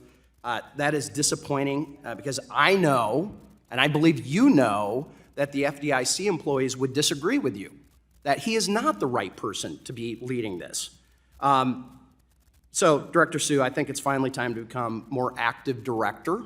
I think that your time and certainly your efforts in removing the last female chair of the FDIC for what many of us believe was certainly far less than anything that is being accused or is being alleged right now. It's hard to view that as not for political purposes. And I'd say it's time for you to step up and for you to be able to change that. Let's do what's good for the employees. I have been completely focused on trying to establish 3 actions that are critical to reestablishing trust with the employees of the FDIC. My time is expiring, but you also need to remove the chairman. And with that, I yield back. With that, the gentlelady from Ohio, Ms. Beatty, who is also the ranking member of the Subcommittee on National Security, is now recognized for 5 minutes. Thank you, Mr. Chairman. Thank you, Ranking Member. Let me just start by reminding my Republican colleagues that the hearing on Director Grunberg was our last hearing, where Democrats were very critical of him, as well as Jelena McWilliams, for failing to address the long-span culture of abuse. Republicans continue to point blame on Mr. Grunberg. Well, he has resigned. And I applaud President Biden for putting a critical eye on identifying a person with the experience, background, and a person who has been tested and supported by Democrat and Republicans to be confirmed. And the next potential FDIC chair that I think we're expecting to be nominated meets all of those standards, and as we have heard before from our ranking member and others, Christy Goldsmith-Romero. Again, she meets all of those standards. If Republicans care about the organization, the people, and moving forward, then they would follow Democrats and put people over politics. I think that, there's a lot of hypocrisy, in my opinion, Mr. Chairman, here of Republicans being outraged by sexual harassment, misconduct in this context, but not in other contexts. My senior Republican colleague from Missouri asked the question about rape, and if rape was a crime. And it was answered by our expert witness as yes. But I don't see, Mr. Chairman, Republicans calling for the resignation or removal of your last party leader for the exact same conduct that Trump had, hypocrisy. Now, I think it's very interesting that you asked the witness, or you stated that he was afraid of Director of the director. So let me say to my Republican colleagues, why are you so afraid of Trump?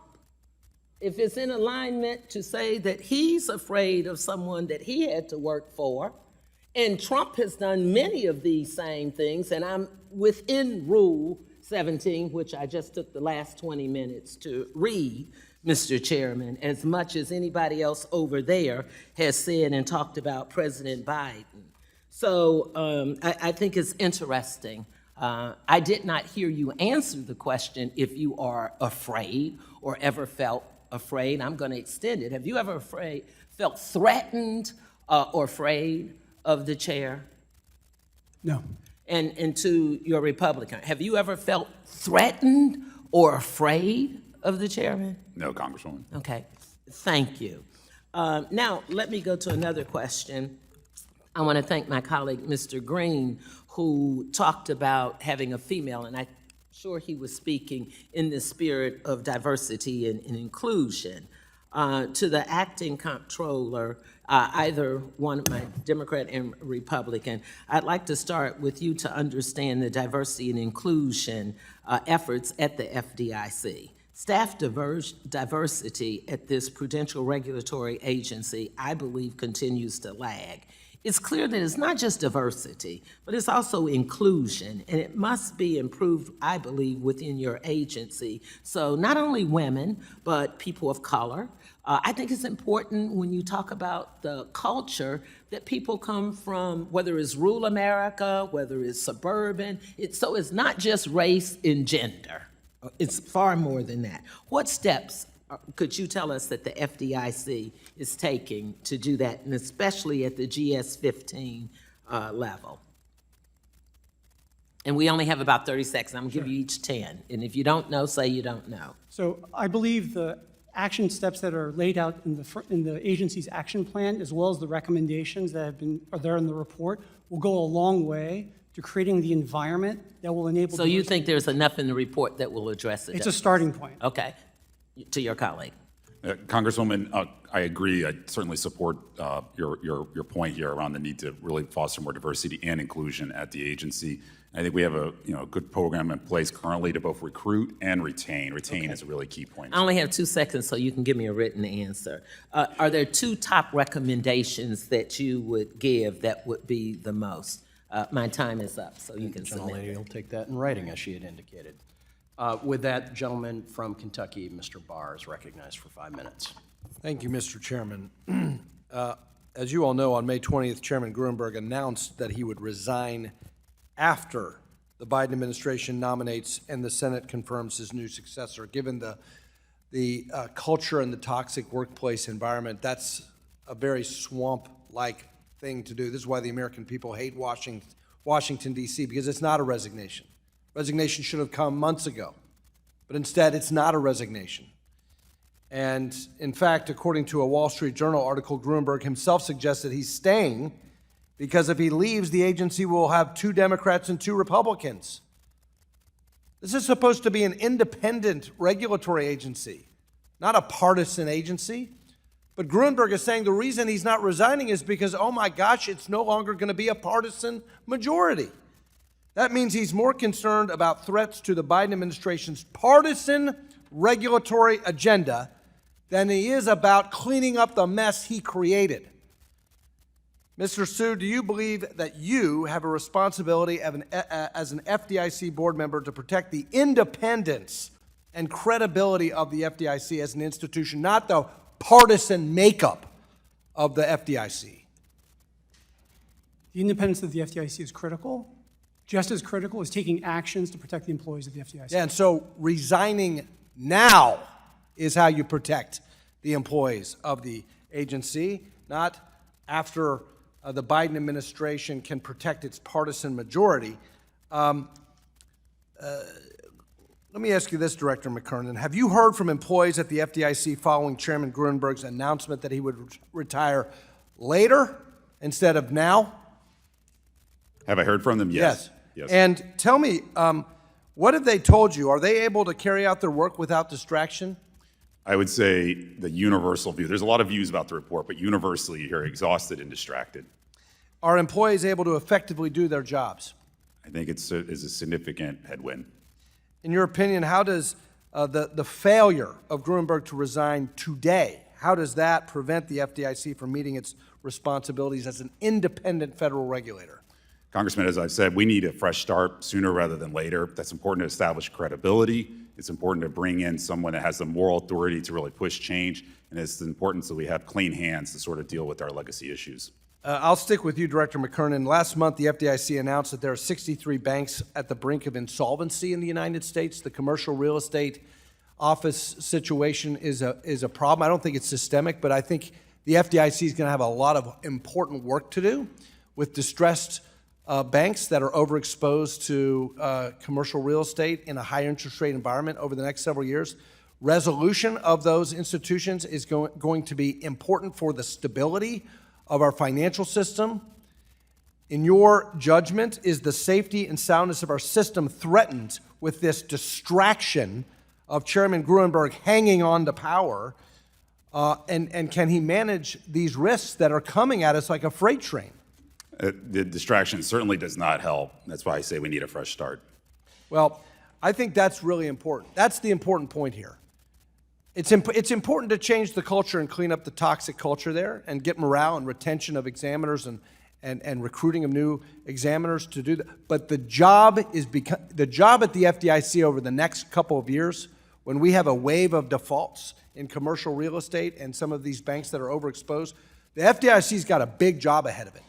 And every day that goes on that Gruenberg is there jeopardizes the safety and soundness of our financial system. The FDIC needs to be on the ball right now. And I'll finish with Comptroller Sue. On May 15th, when you last appeared with us, appeared with Mr. Gruenberg, Mr. Meeks asked you whether you thought that the chairman could restore trust and credibility at the FDIC. You testified that you thought he could, and then you answered Mr. Heising based on certain conditions. I asked you, given his history of hostile behavior, you passed it off as passion, just passion, but you finally admitted the issues are severe. Recall the independent report that you oversaw with Director McKernan. Is it still your testimony that you believe Chairman Gruenberg can restore trust and credibility at the FDIC? I believe we need to take action right now with regards to changing the structure of the agency, getting a third-party expert, and hiring an independent monitor. Yeah, so do you agree or disagree with the findings of the report that you oversaw? I agree with all the findings of the report. Okay, well, why shouldn't Gruenberg step down immediately? My focus is on the action. Well, your focus should be on the leadership that has caused the problem, and he needs to resign now. I yield. Gentleman's time has expired. With that, gentleman from Illinois, Mr. Foster, will be recognized, but I do want to remind my colleagues, I will do this periodically, that under Rule 17, members, the president, and the presumptive nominee of both parties for president are protected. Members will refrain from engaging in personalities. In other words, if it's about policy and legislation, it's fine. With that, Mr. Foster, you're recognized for 5 minutes. Thank you, Mr. Chairman. And I have to say that I concur, and I look forward to my Republican colleagues encouraging their Senate colleagues to rapidly confirm the replacement for Mr. Gruenberg. I speak for many members of this committee when I say that I was appalled by the findings of the Cleary report. It painted a picture of an agency plagued by toxic culture that has allowed inappropriate workplace conduct to persist for far too long without accountability, and it is appropriate to bring in new leadership to the FDIC that is a demonstrated commitment to addressing these issues and the credibility to instill positive change at an agency that's long struggled with these issues that we're discussing today. I encourage the Biden administration to quickly nominate a new FDIC chair, which I understand is underway, and for the Senate to confirm them without delay. From my experience as a business owner and as an organization leader, I know that culture starts at the top. Many current and former FDIC employees bravely shared their stories for this report, and it's important that swift action be taken to show them that their voices have been heard. The action plan that was put forward last December and the recommendations in the Cleary report are important steps, and I encourage future FDIC leaders to dutifully implement those recommendations and the other changes that may prove to be necessary. But I'd be interested in what timescale we can expect for these changes. I'll start with this. So Acting Controller Sue and Mr. McKernan, as directors of the FDIC, you've experienced the fact that data on misconduct throughout the organization has not been collected regularly or uniformly. So my question is, has this been fixed? It has not been regularly provided, apparently, even to directors and senior management. This issue was highlighted in both the Inspector General's 2020 evaluation and the Cleary report.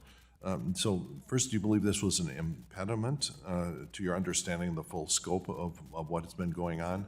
And secondly, is that part at least fixed today? If there is a complaint that comes in today, is it being logged in a systematic manner? I'll start with Acting Controller Sue. Thank you very much for the question. So I think has been highlighted previously, record-keeping challenges at the agency have been an impediment to having the proper culture and the structure to be able to deal with these issues. That is one of the recommendations. It has to be pursued. There are some predicates before we can get to that, though.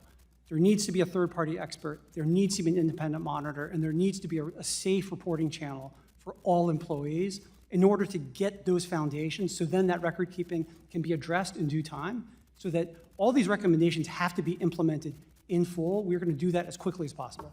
Yeah, but is there anything, in the interim, is there any improvements that have been made in the record reporting and keeping? Has at least a memo gone out to everyone? Hey, do something better than you've been doing, so that whoever comes in to finish cleaning up the situation will say, here is a comprehensive list of everything, every complaint that's been received for the last 6 months or whatever.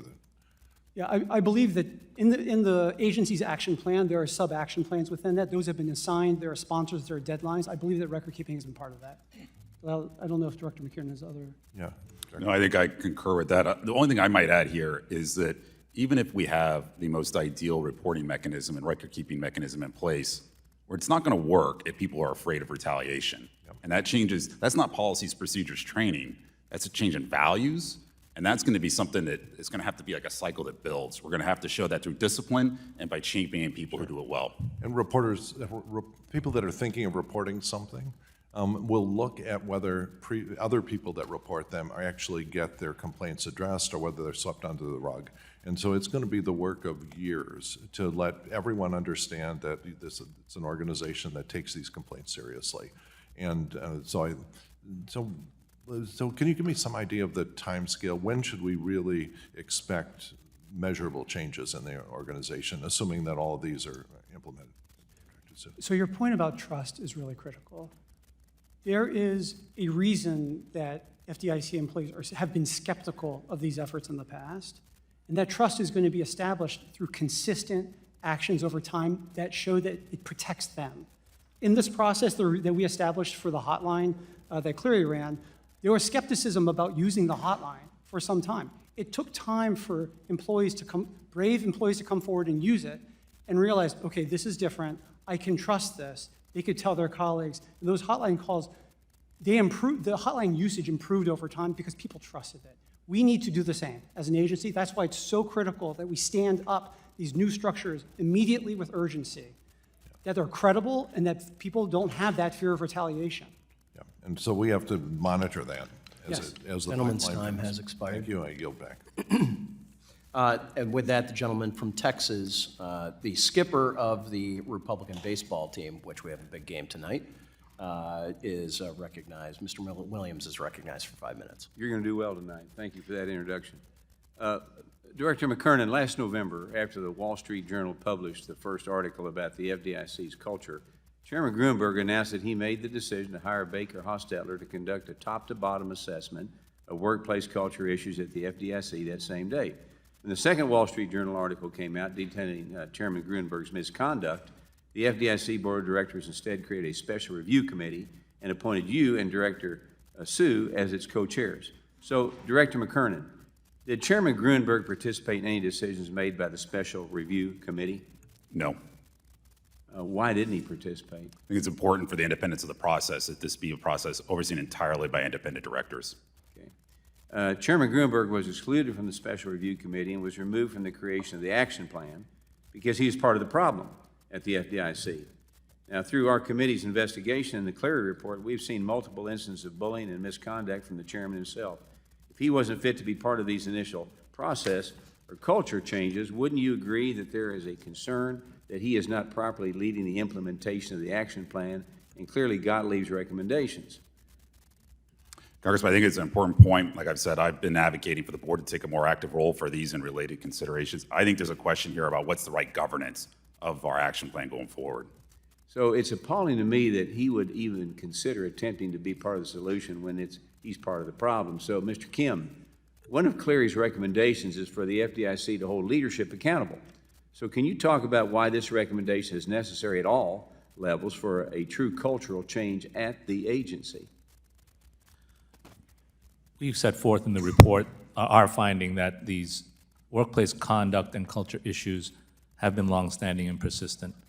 And as a result, we believed that the recommendation needed to include transformation of culture and structure beyond just improved trainings or policies.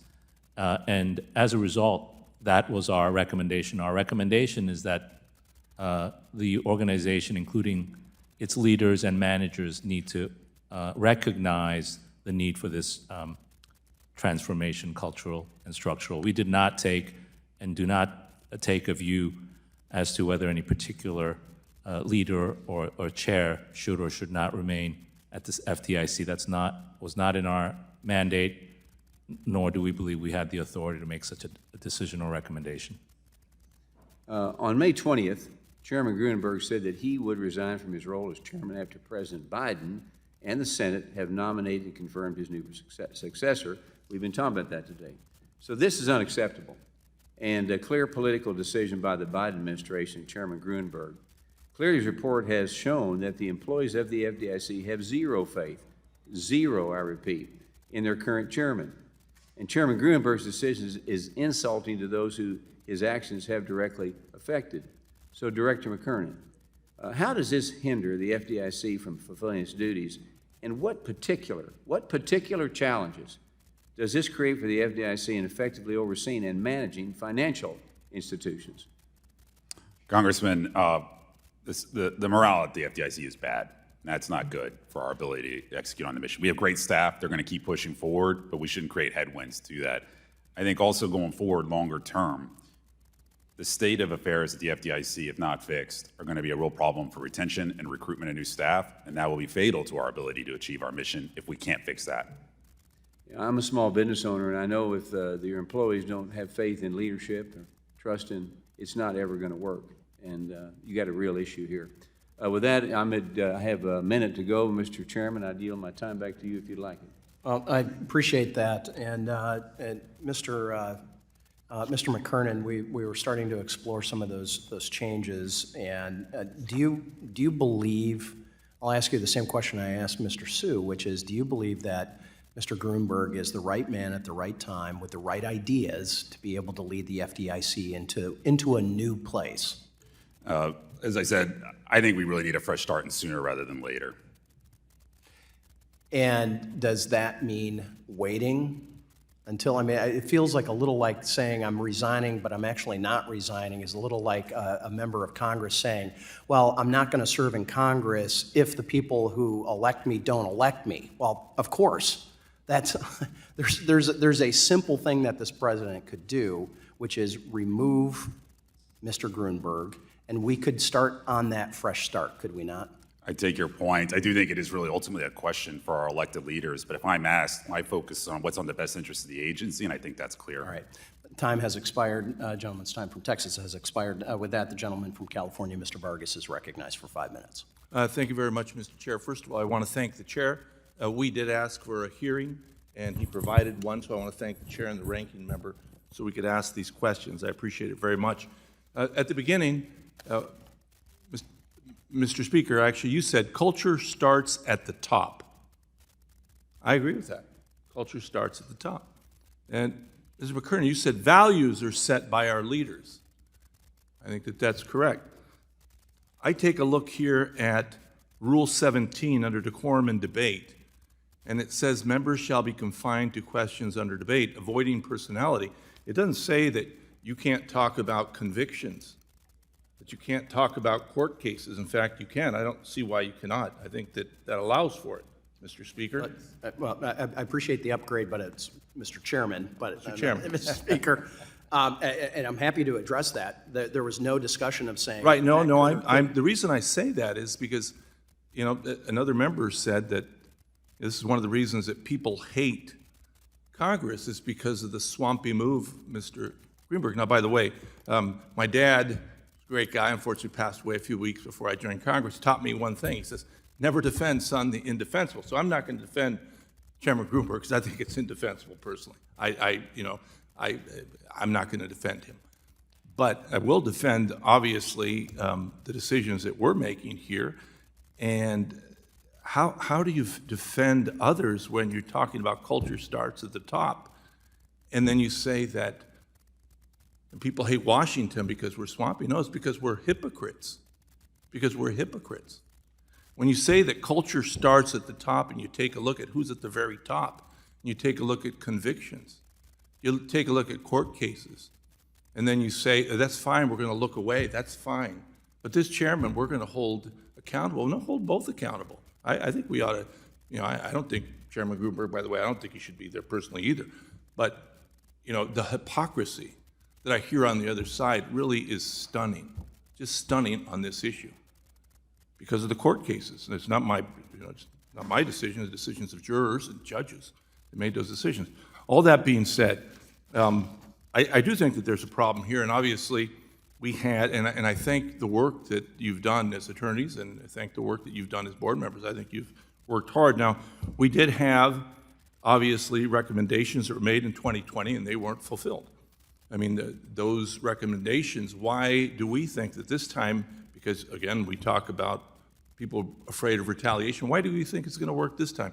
Mr. Kim, I think I'll go to you because you're the one that head up the investigation. Go ahead, sir.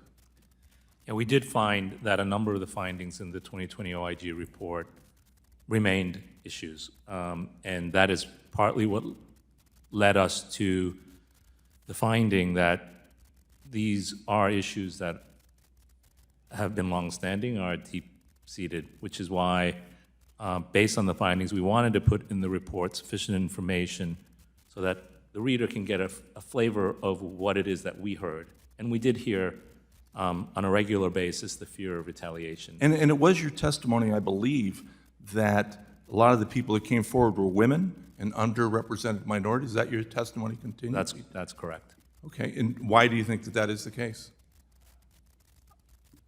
Because I think women and underrepresented minorities have been, at the FDIC and elsewhere, more susceptible to misconduct, as well as victims of a culture that is patriarchal or insular.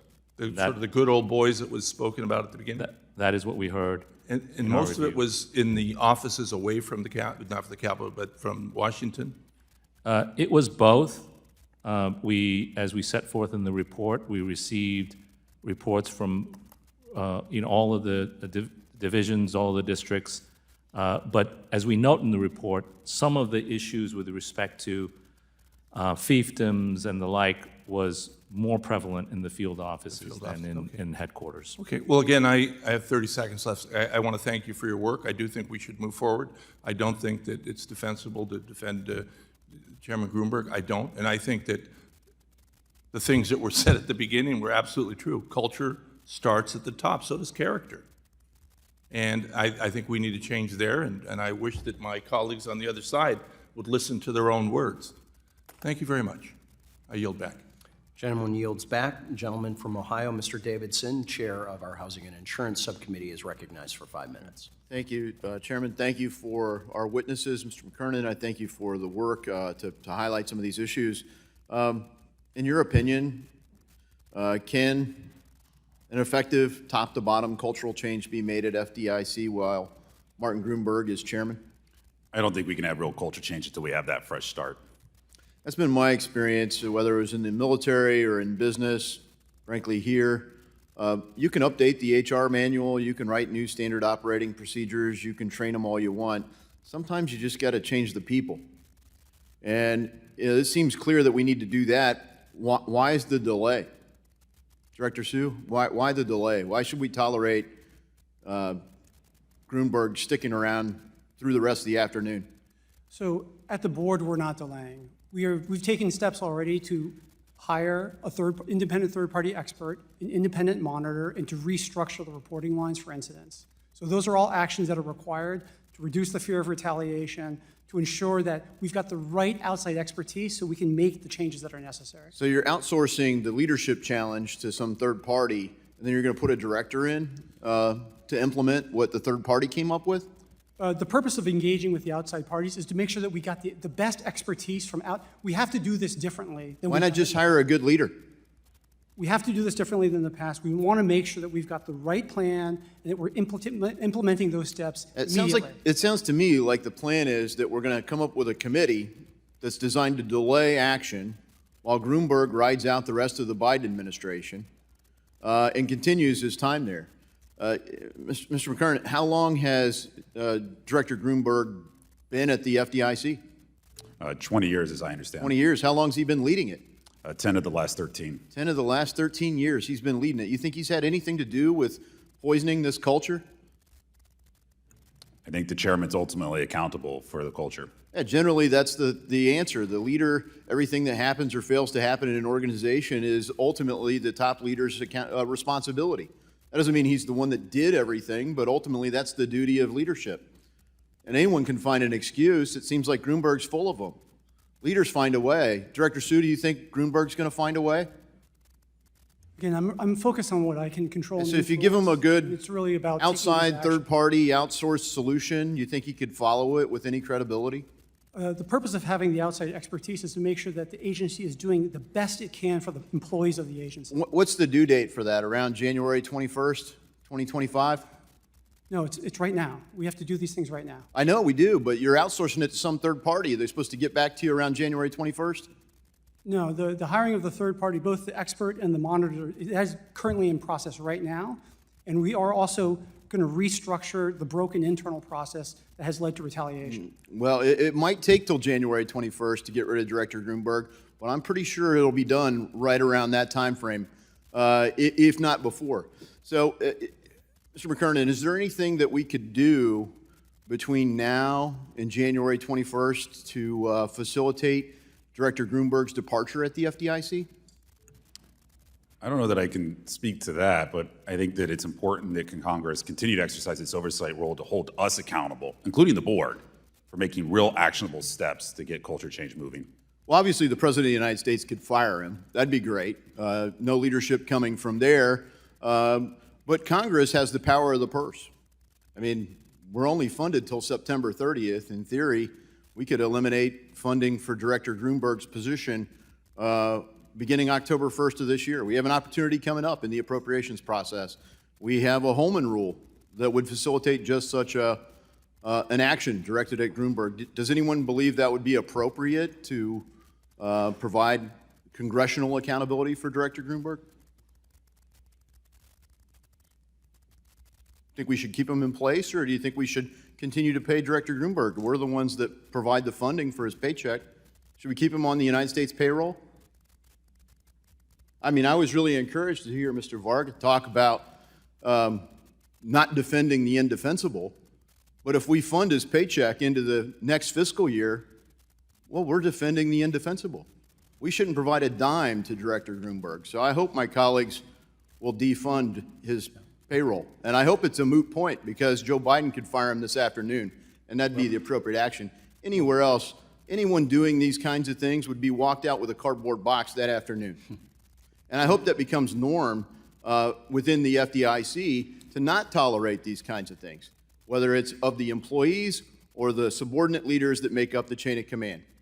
We need to fix this culture, and Congress can do that by holding Grunberg accountable with appropriations. I yield back. Gentleman's time has expired. With that, the gentlewoman from Texas, Ms. Garcia, is recognized for 5 minutes. Thank you so much, and thank you to the witnesses for being here. First, I want to start with Ms. Now that I'm so far away from you, I can't read your name plate. Menu. My eyes is not as good as it is when I sit up front.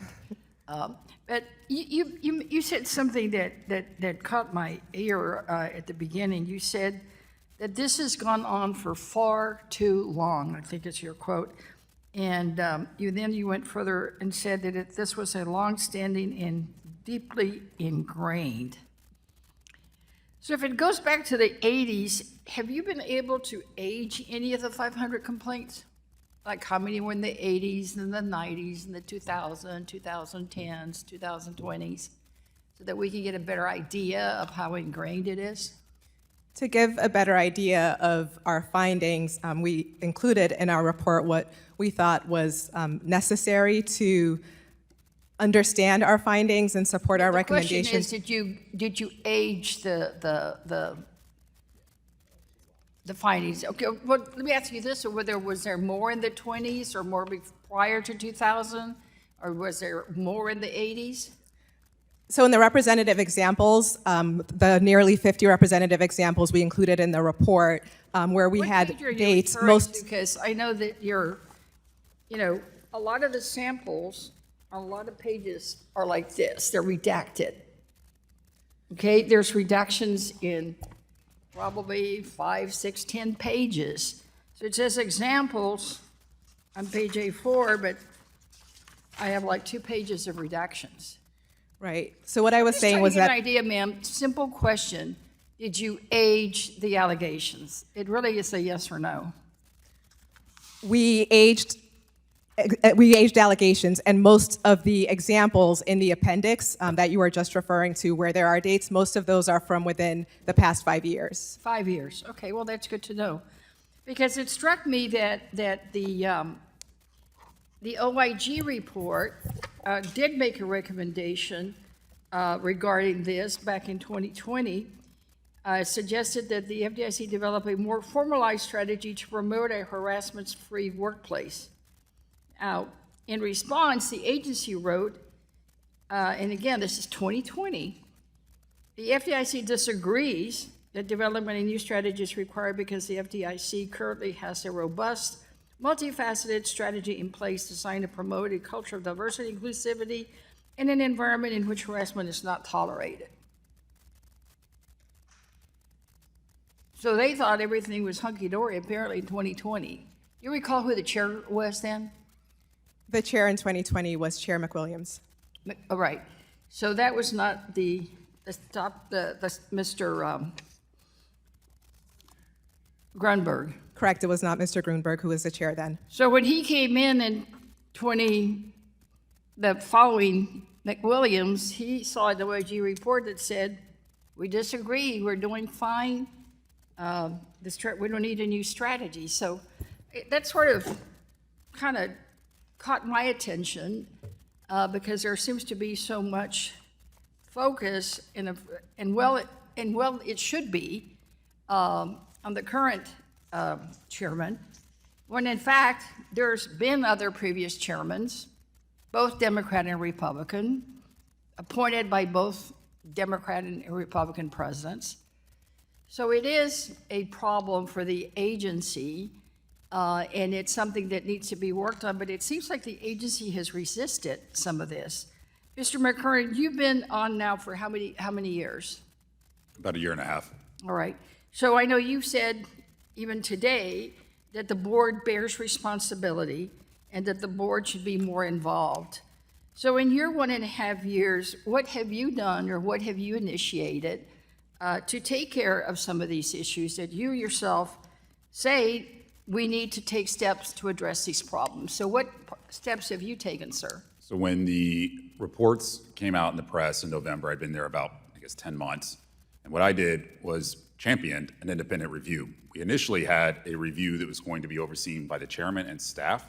That review was candidly very narrow in scope with a very limited budget. It was not a real review. It was not a top to bottom review. I found that very objectionable, worked very hard on the board to get us to do a real review, an independent review. Director Sue was very constructive to that end, and now we're here today talking about that review. So anything else that you've done that you can share to us to? Currently, we're having a relatively contentious debate on the board about exactly what the board's role is going forward. I'm one vote among 5. I think we need to really reconsider how the board approaches the oversight of the action plan. Thank you. And Mr. Chairman, I have a unanimous consent. Without objection. Unanimous consent to enter the record an article from the Bloomberg. Biden is poised to pay Goldsmith Romero to lead overhaul at FDIC. Ask for unanimous consent. Without objection. Thank you. The gentleman from West Virginia, Mr. Mooney, is now recognized for 5 minutes. In West Virginia, we have a lot of small banks. I met with some of them last year after the Silicon Valley Bank was given the systemic risk exception. Most of them were of the view that no banks in West Virginia would have been given that exception. It's my first chance to speak to folks from FDIC since then, so my questions are really directed at Mr. McKernan and Mr. Sue about the failure of Silicon Valley Bank. Silicon Valley Bank was a comparatively smaller financial institution, and many policymakers and politicians were skeptical about invoking the systemic risk exception for Silicon Valley Bank, while others, particularly those with large ties to interests in the Silicon Valley, supported making the bank's accounts holders completely whole. Would you say, isn't it true that the Silicon Valley Bank was not an obvious candidate for the invocation of the systemic risk exception? Mr. Sue? The board, the FDIC board decided unanimously to invoke the systemic risk exception at that time based on a lot of analysis and discussion. I would certainly agree, Congressman, that it was not an obvious candidate, and that was probably one of the harder decisions I've had to make in my life. And candidly, I wouldn't begrudge anyone who wanted to criticize me for it, because depending on what side of the bed I wake up on, I sometimes wonder if I made the right decision. I appreciate that. I know we make the laws here, and you do your best to implement them, and there's a lot of gray areas in that. But let me ask this follow-up question. Isn't it also true that as a part of the analysis regarding the invocation of the systemic risk exception for Silicon Valley Bank, that an important concern related to the FDIC was, especially the decision was made, that it would be important to prevent money from going to Chinese interests? So, what did the FDIC do to analyze whether the FDIC would be funding Chinese interests, and how the FDIC go about preventing it, Mr. McKernan? Congressman, I can't speak to that. Happy to take that question back, but that was certainly not something I was looking at the board. I was looking at the time. What was central to my decision making is we had also signature that same weekend, and although it was not obvious to others at the time, First Republic was right there as well. I thought the three together was really what got me to yes. Okay. Sue, any thoughts on that? I'd have to get back to you as to your question. All right. I've also then been alerted to the fact that the FDIC chose to insure certain foreign Eurodollar sweep accounts for a failed bank, which would be in violation of 12 CFR Section 36.8, which expressly states that the insurability of funds associated with sweep accounts maintained by foreign branches is to be determined as of the end of business status of the funds. Instead, FDIC chose to interrupt the cycle and pay out the accounts as if the money was stationary in the United States. Why did the FDIC bend the rules on that? Congressman, that's another question I'll have to take back. Okay. I have time for one more question. Changing back to the earlier discussion, if Mr. Grunberg were to step down and the current vice chairman becomes the acting chairman, would the FDIC continue to function and carry out its mission? Yes or no? Absolutely. The FDIC's functioned without a full board for quite some time. Yeah. Anybody else want to opine on that one?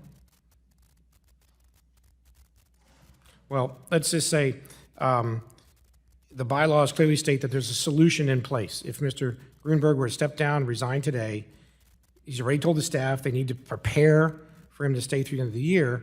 The staff went from hoping for a fresh start to now being stressed about the future of the agency, defeated and unable to adequately do their jobs. So that would be a good option, I would say. So, Mr. Chairman, that's really it for my questions. I yield back the balance of my time. Gentleman yields back. The gentlewoman from Massachusetts, Ms. Presley, is now recognized for 5 minutes. Thank you, Mr. Chair, and thank you all for being here. First, I want to say I'm encouraged to see a more representative table today. I'm glad that there is a woman at this table and that there is diverse representation at this table, given the experiences both of racial discrimination, microaggression, hostilities, and also sexual harassment. I remain deeply concerned about accountability and recourse following the inaction to address essential workers' rights at the FDIC. I did not parse words when Mr. Grunberg was before this committee, and I certainly won't today. I appreciate that he has taken the appropriate step of tendering his resignation, effective immediately following Senate confirmation of his successor. Let me be clear, those on the other side of the aisle do not come to this conversation in good faith. They see an opportunity to gut critical federal regulatory work, and they are going after it. That aside, let me be clear. The FDIC must prioritize recourse for workers and accountability for wrongdoers. Mr. Kim, based on this report, it's just not clear to me who at the FDIC directly contributed to the recommendations section. Sorry, who directly contributed to the recommendation section? Yes. The report was entirely the work of the Cleary-Gottlieb team, and we both reached our factual findings and the analyses and developed the recommendations. Okay, let me just unpack that. I'll be a little bit more precise. What role did employees, current or former, who were actually impacted by these adverse experiences at the FDIC play in contributing to the recommendations? Thank you for that clarification. Of course, the entirety of our report are based on facts that we learned from speaking with people at the FDIC, current and former, as well as the documents. We came in with no personal knowledge of what was going on at the FDIC, which is why we started in our remarks today to emphasize the emotion that we heard from people who were reporting. The entirety of the findings and the recommendations are based on what we learned from the FDIC. In terms of the recommendations, there were many people within the FDIC, particularly those who were part of employee resource groups, who had very good ideas about what to do, and we understood that they had contributed in part to the development of the action plan, but in our interviews with them, we also asked them, those who had experienced these issues, those who were part of the process, asked them, how do you think this could be improved? Okay. And a lot of that was reflected in our recommendations I have some as other well. questions I need to get to, but that is so critically important. It's essential to healing for those who were adversely impacted. And I'm just a firm believer that those closest to the pain should be closest to the power, driving and informing the policymaking. And that is certainly true for survivors' justice.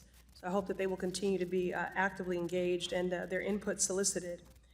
So important that you're partnering with them because they're experts in addressing sexual harassment and protecting workers' rights. Mr. Kim, in the report it states that FDIC did not concur with 2 of OIG's recommendations on proportionate and consistent disciplinary action for substantiated harassment. What were 2 recommendations and why did the FDIC oppose them?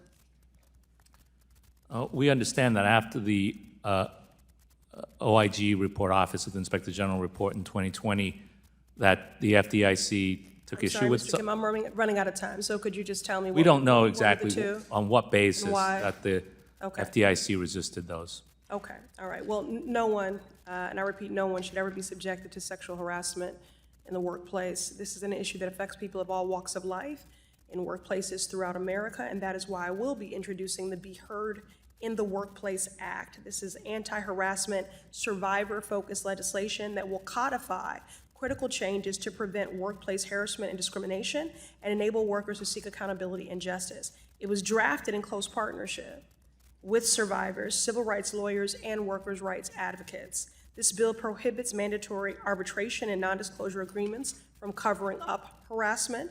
It expands the jurisdiction of the Equal Employment Opportunity Commission, and it outlines a clear legal pathway for survivors to seek legal redress through the court system.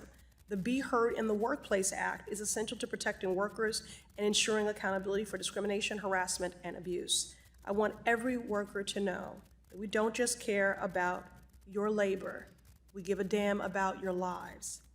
And every worker should be able to do their job with safety, dignity, and respect. Thank you. Gentlewoman yields back. The gentleman from Tennessee, Mr. Rose, is now recognized for 5 minutes. I want to thank Chairman McHenry and Ranking Member Waters for holding the hearing, and thank you to our witnesses for being with us today. Director Sue, as the founder and operator of a business, I know just how important values are as a guiding beacon to employees. At the Federal Deposit Insurance Corporation, you have the stated values of integrity, competence, teamwork, effectiveness, accountability, and fairness. I'm sure your nod indicates you're aware of that. Director Sue, the FDIC describes the value of integrity as adhering to the highest ethical and professional standards. Based on the FDIC definition of integrity, does Chair Grunberg yelling at his staff meet the standard of integrity? Yes or no?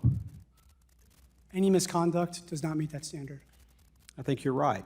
And Director Sue, the FDIC describes the value of teamwork as communicating and collaborating effectively with one another.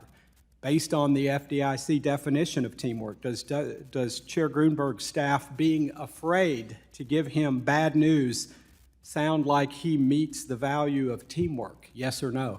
Fear is not a part of teamwork. And Director Sue, the FDIC describes the value of fairness as respecting individual viewpoints and treating others with dignity and trust. Based on the FDIC definition of fairness, does your staff not having trust in the chair to write to him with concerns like they did with Chair Bear or McWilliams indicate that he meets the value? Yes or no? Trust is critical. We need to work extremely hard to rebuild trust with the staff of the FDIC.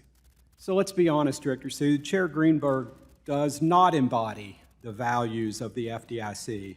Employees are working in fear at the agency as we speak.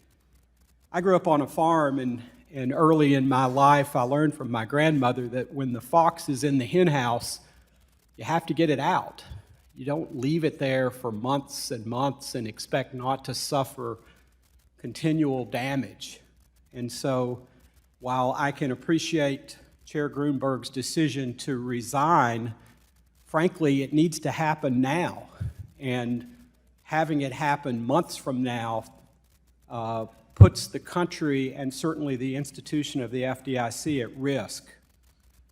Director McKernan, as you consider the values of integrity, competence, teamwork, effectiveness, accountability, and fairness that are supposed to guide the Federal Deposit Insurance Corporation, did your review of the Cleary-Gottlieb report and personal experience at the FDIC find a culture reflective of those values? No, you can't read the report and think that our culture is consistent with the values. And Mr. Kim, the report outlines that employees do not have trust in the reporting process, even though the FDIC has over 5 offices for employees to take their reports. What were you hearing from employees that drew Cleary to that conclusion? We were hearing both that there was confusion in the reporting processes, that there were a number of different places that they could report, but there was not a uniform understanding of which reporting channel was for what. And then there was concern expressed to us that some of the reviews following reports were conducted by groups that had management's interests more in mind than the complainants, and raised credibility questions about those reviews. So I can't help but hear what I've heard from each of you today and not reflect back to January 20th, 2021, when President Biden said that everyone is entitled to be treated with decency and dignity. And I agree with the President, that's true. He went on to say that you treat another colleague with disrespect, talk down to someone, I promise you I will fire you on the spot. On the spot, no ifs or buts. It sounds to me like that admonition is not being taken to heart with respect to Chair Grunberg, and I would suggest that Chair Grunberg should reflect on that, and I hope the administration will reflect on that very clear admonition, and I trust that my colleagues on the other side understand the clarity, at least in the words of President Biden. And I think it's time for that clarity to be implemented. With that, Mr. Chairman, I yield back.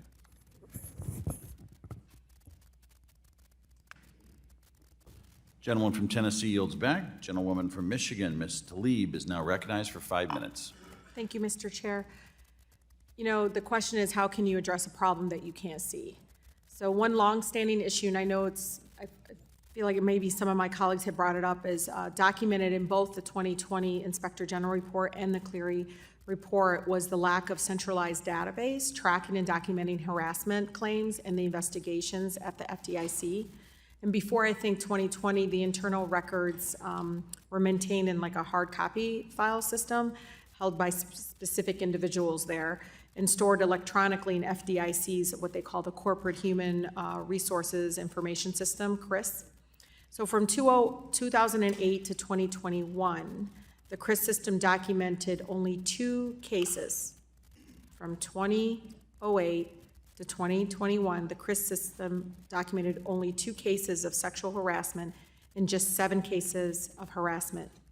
Mr. Kim and Ms. Mayno, given that 2009 Office of Inspector General survey found that 8% of FDIC respondents had experienced sexual harassment from 2015 to 2019, is there any reason to believe that CRIS database records from 08 to 2021 were complete or accurate? There's no reason to believe that the CRIS database was complete. Okay. In terms of tracking workplace misconduct, how would you characterize the FDIC's data collection and management practices for both of you? Currently, Yes. we understand that the group within the Human Resources Division at the FDIC, within the Division of Administration, has taken steps more recently to improve centralized and systematic record keeping. In the past year, we Is this understand. based on their action plan? Is this? No, this actually predates the action plan. Okay. We understand that in the past year, that group specifically has introduced a system that now tracks different types of interpersonal misconduct so that it allows the FDIC to identify sexual harassment, for example, compared to hostile work environment, and also identifies whether misconduct falls under the FDIC's anti-harassment program, which the records before did not do. So, and I'm not rolling my eyes at you, it's just really bizarre that they would do it. So FDIC's December 2023 action plan, Mr. So, one of the stated goals was to, quote, enhance the centralized tracking system for monitoring sexual harassment claims. The projected completion of this was February 29th of this year. So either Mr. McKernan or Mr. Sue, has this action item been successfully completed? If so, what specific steps were taken to improve the FDIC's ability to track misconduct? I'm not aware of whether it's actually completed, and even if we're saying it's completed, I won't believe it until I see some independent validation that it's completed. So I agree with Director McKiernan. The completion of the action plan for that particular database, it's only going to work if people feel safe to I see. report. And There's that's no a really, trust. that's the Yeah. fundamental Makes thing that sense. needs to be addressed. Yeah, I actually talked to him about that. People have lost a lot of trust. So staying on the topic of collecting and tracking information, 2021 Office of Inspector General report found that FDIC does not have a systematic or process for collecting, right, or analyzing employee retention data, for instance. According to the Cleary report, FDIC revised its retention tracking process in 2023. So either Mr. Sue or Mr. McKernan, what is FDIC's current process tracking retention records, employee retention records? Anybody know? So my understanding is that there are projects to improve these. Again, I think, but as board members, our focus is we really need to change both structure No, and Mr. culture. Sue, because I know when people start leaving, right, something's wrong. Like, you know how you know? So I'm trying to figure out what percentage of employees who leave the FDIC complete exit surveys. What are we doing there? Because that can always help with indicating whether or not there's a pattern of sexual harassment, there is something wrong, there's, getting to the root cause of turnover, whatever you want to call it. Again, we're talking about retention and how important exit interviews are. Yes.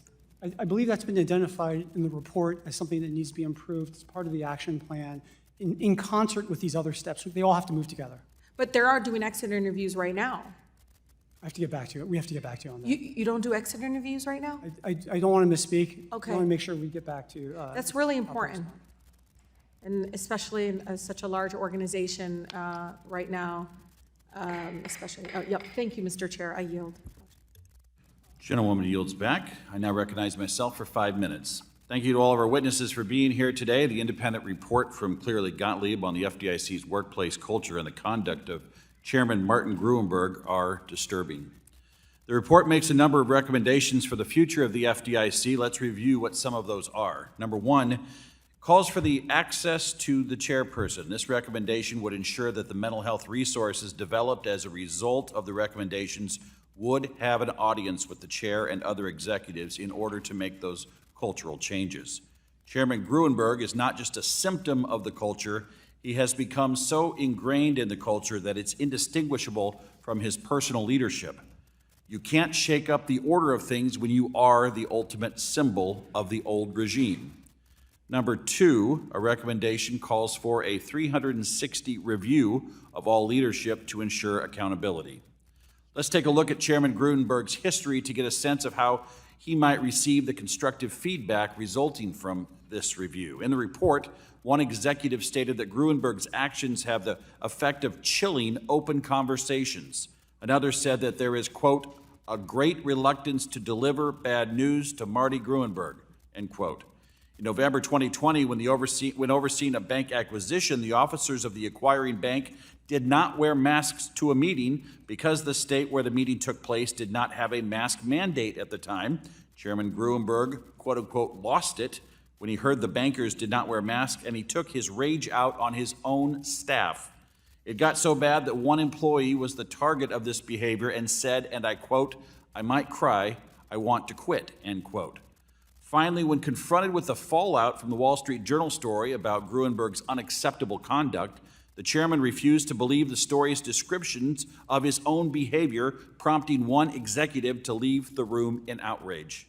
Given this pattern of behavior, can we really expect Chairman Gruenberg to faithfully implement these cultural changes, particularly ones that would require his personal buy-in as chairman?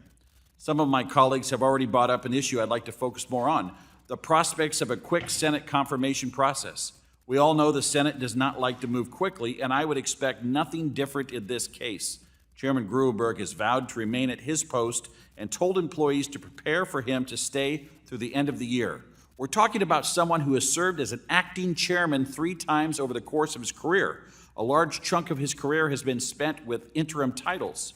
Chairman Gruenberg is still the FDIC because of his refusal to leave at the end of his last chairmanship. Director Sue, how do you feel that Chairman Gruenberg is the correct person to implement the changes recommended in this report in the long term? Thank you for the question. I'm focused on what I can control. What I can control are the actions of the board. But I'm asking you for your opinion. Do you think that he's the correct person to do this? Again, I'm focused on what I can control. So I'm really focused on trying to get in place the Director cultural Sue, and structural you're not transformation. responding to my question. Let's go to my next question. Are you comfortable with Chairman Gruenberg staying in his post on an interim basis? Again, I'm focused on these actions. These Are you actions have to comfortable? get done. As long as he is focused on delivering and he delivers on the comments and on the commitments to take actions, that's what's really, really critical. I'm open. I will work with whoever the chair is, but that's really important, is to focus on those actions. Director Sue, as we both know, the Senate confirmation process could take a long time. All the while, the FDIC employees are being asked to wait for leadership required to make this cultural transformation. How long do you think they have to wait? They're not going to wait. We are going to take action immediately. We're So taking you're action on the critical confident parts. that he can do this, that Mr. Gruenberg can do this? You said they don't have to wait. He's still there. We are taking action. Okay. We are taking action to Does that hire mean him. you're comfortable with him doing this job? I can control what I can control. We are taking action on the expert, on the monitor, on standing up a new structure so that people don't have fear of retaliation. Those are the things that I'm focused on. There are thousands of employees at the FDIC that are banking on this changing. And we've got the same person at the top that has not demonstrated a willingness to tackle this problem. In fact, people are afraid to go to him and even talk about it. So I express the lack of confidence that I have as a member of this committee in seeing things change. With that, thank you. I yield back. The gentleman from Wisconsin, Mr. Stile, who is also the chair of the House Administration Committee, is now recognized for 5 minutes. Thank you very much, Mr. Chairman. Mr. Sue, after the Wall Street Journal published its reports in November, Chairman Gruenberg announced he had already hired Baker Hostetler to conduct a third-party review. Then a week later, the FDIC Board of Directors established a special review committee to oversee a third-party review. Why did the board believe it was necessary to create a special committee and hire an outside law firm to conduct the review? The board unanimously voted to create the special review committee to ensure that there's independence and credibility with regard to that review. And would there be a concern that there'd be a lack of credibility or independence if that review would have been selected by Mr. Grunberg? I think that's implied within that resolution, yes. Okay, so let me jump to you, Mr. McKinnon, if I can. From my understanding, Baker Hostetler is already investigating the FDIC when Cleary Gottlieb was chosen, as just discussed. Whose decision was it to scrap Baker Hostetler's investigation? Special Review Committee made the decision to go with Cleary instead of Baker. So is the Special Review Committee not the full FDIC board? That's right, just Director Sue and I. And could you also comment again as to why, and see if you agree here with Mr. Sue, as to why Cleary Gottlieb was chosen instead of Baker Hostetler? Well, the way I looked at it is we had to have an independent review, not a chairman-driven or staff-driven review. You can't investigate yourself. You have to have someone from the outside. The best we've got are independent directors. Also, when you looked at the terms of the Baker engagement, raised real questions around the independence. It was very narrow in scope. It was very limited in budget. I thought that was part of the reason we made a strong case for a separate committee of the board to lead the investigation. Thank you very much. Back to you, Mr. Sue, if I can. There's a long history of incidents involving Chairman Grunberg's temper at the FDIC, predating, obviously, the Wall Street Journal reporting. Were you aware of the internal FDIC investigation in 2008 into Grunberg's behavior before the Wall Street Journal articles appeared? No. You were not formally aware, you had no knowledge that any review had been conducted? No. I was not aware of either formally or informally. So there wasn't any casual conversation at the workplace or on the water cooler that this review might be ongoing? I was not aware, no. You were not aware. Mr. Director McKinnon, if I can come back to you, were you aware? Just make sure I understand the question. Was I aware of the 2008 investigation? Prior to the Wall Street Journal article? Yeah, I had heard rumors about it. And so you had heard rumors. Did you have full evidence? Walk me through what that looked like to you. So, scratching back, how did I know and what did I know then? Was it just casual conversation amongst employees of the FDIC that this review by a supposed, we can have the discussion as to independence of the law firm, but a law firm review of the behavior of the chairman? Was that just water cooler talk around There's a lot of FDIC? open secrets, as you know, in D.C., and this was one of those, that there had been an issue in 2008 and also an investigation. And you would say, was it widely known at the FDIC? At the FDIC, that I can't speak to. I don't know. Where was it widely known, or where would you have thought that this would have been a casual conversation two individuals might have had? I was a Senate staffer at the time, and I think folks knew then. So Senate staffers who were involved in the broader, probably Senate Banking Committee then, would have had general knowledge that this was ongoing? That there was I was speaking to the fact of the investigation. That an investigation was ongoing? Oh, no, I'm sorry, that there had been an investigation. That there had been an investigation, but not that the Baker Hostetler was conducting a review? Oh, I'm sorry. No, the Baker thing came out of the Wall Street Journal reporting. So you did not, so great, so this is good that we're diving into it. So you did not have knowledge that the Baker Hostetler review was ongoing until you read about it in the Wall Street Journal? Oh, that's right. Where did I learn? I don't remember where I learned about the Baker. I think it was actually at the hearings immediately after the Wall Street Journal reporting. But after the Wall Street Journal reporting, it was That's not right. part of a casual conversation you had with people. Right, You, and in you had fact- heard the casual conversation, there were problems at the FDIC. That was, I think, reasonably well-known, and it has now been fully exposed to the level that it was. But That's right. but the Baker Hostetler review, you was were not brought to unaware the of. board's attention, Say which is a again? problem because the board is supposed to act on major matters. Instead, the chairman retained a firm to do an investigation, which would have attracted a lot of publicity without alerting the board. Thank you. In my limited time, I just think it's so important here that Chairman Grunberg should resign. He should have never been involved in the initial review with a third party for the exact reasons that you identified for us here today. Is noted by Mr. Rose, re-quoting President Biden. He's saying he has no ifs, ands, or buts about whether or not someone engaged in this action should be terminated.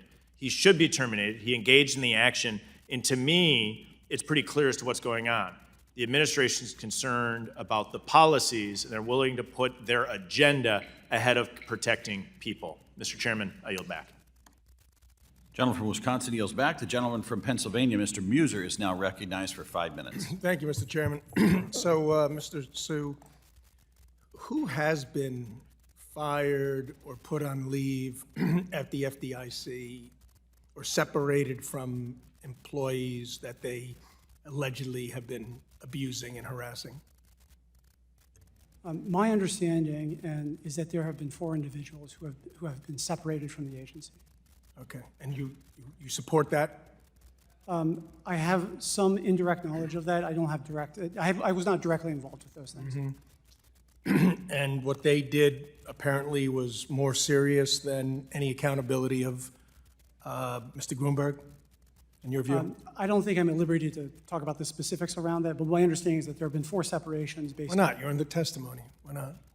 I think there are personnel, there are protections around privacy and You're personnel. doing a lot of protecting, Mr. Sue, a lot of protecting. My It's point not, is it's not- not loyalty, it's destructive to the FDIC. My point is- You're missing the picture, in my view, sir. You're missing the picture. So you inform Representative Meeks that you feel Mr. Grunberg can restore trust and credibility at the FDIC. You said, yes, you do. So you condone how he's handled things at the FDIC, and you think he's the right person, the only person that can correct the situation that was created under his leadership. Does that make any sense to you? I understand the question. I don't condone any actions that are inappropriate. My focus is on the actions that are going to restore trust with the employees of the FDIC. That's where my focus is. Okay, you keep saying action. What about his inaction? What about the inaction of many of the supervisors that were there? They should all be under scrutiny and carefully reviewed. I mean, it sounds like a madhouse that took place here. So currently, there are 3 critical actions that are being considered, that are under, both being supported and considered by the board: the hiring of the expert, the hiring of the monitor, standing up a new structure so that there's no fear of retaliation. Those are all being done by the full board engagement. Oh, it sounds like one heck of a bureaucratic committee reviewing this, which will apparently take months. Meanwhile, leaving Mr. Grunberg there and leaving employees in a state of malfunction and dysfunction and disarray. When did you first learn of this chaos taking place? I read it in the Wall Street Journal article. Was the first time you heard of it? Yes. Huh. Very disturbing. Were you surprised? I was very bothered by it. Yes. Okay. Mr. McKinnon, when was the first time you heard about? You said you heard rumors years back. So, to be specific here, I heard, I think, maybe in September, August, that the Journal was looking into workplace culture issues. Were you surprised to hear it? About the workplace culture issues? Yeah. I didn't hear much about, in September, August, around what the Journal was going to report, so I was deeply shocked when I actually saw the stories in November. All right, so everybody was shocked, everybody was surprised, just heard about it, read about it in the paper. Yet, how much involvement do you have with the, on a monthly basis with the FDIC? I'm a director, so we have monthly board meetings, and then there's Right. meetings in between to deal with board matters. HR's never in those meetings? HR is You generally. don't pay any attention to it? 6,000 employees, you don't pay, no reason for the board to pay attention to the issues that their 6,000 employees have? The board is ultimately responsible for the agency, and so we need to take care of the employees. So let me ask you this. You have 4 divisions within your agency, right, that you oversee. If one of your division directors, this was occurring within their division, how would you handle that with that division director? So misconduct. Same way? Would you leave him there? Would you say, hey, you know what? I know this has been a mess for years. Women have been harassed, men have been harassed, all kinds of abuses taking place, lawsuits, right? I mean, you name it, it's bad.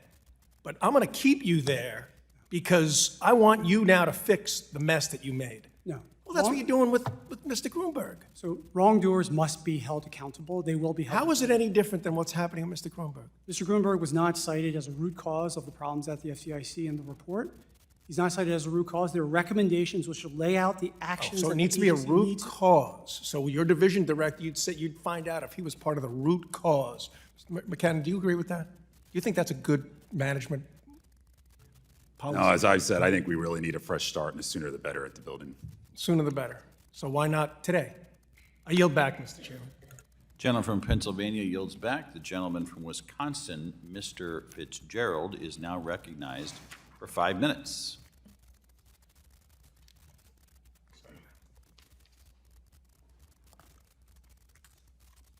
Thank you, Chairman. Apologize, we have judiciary going on at the same time.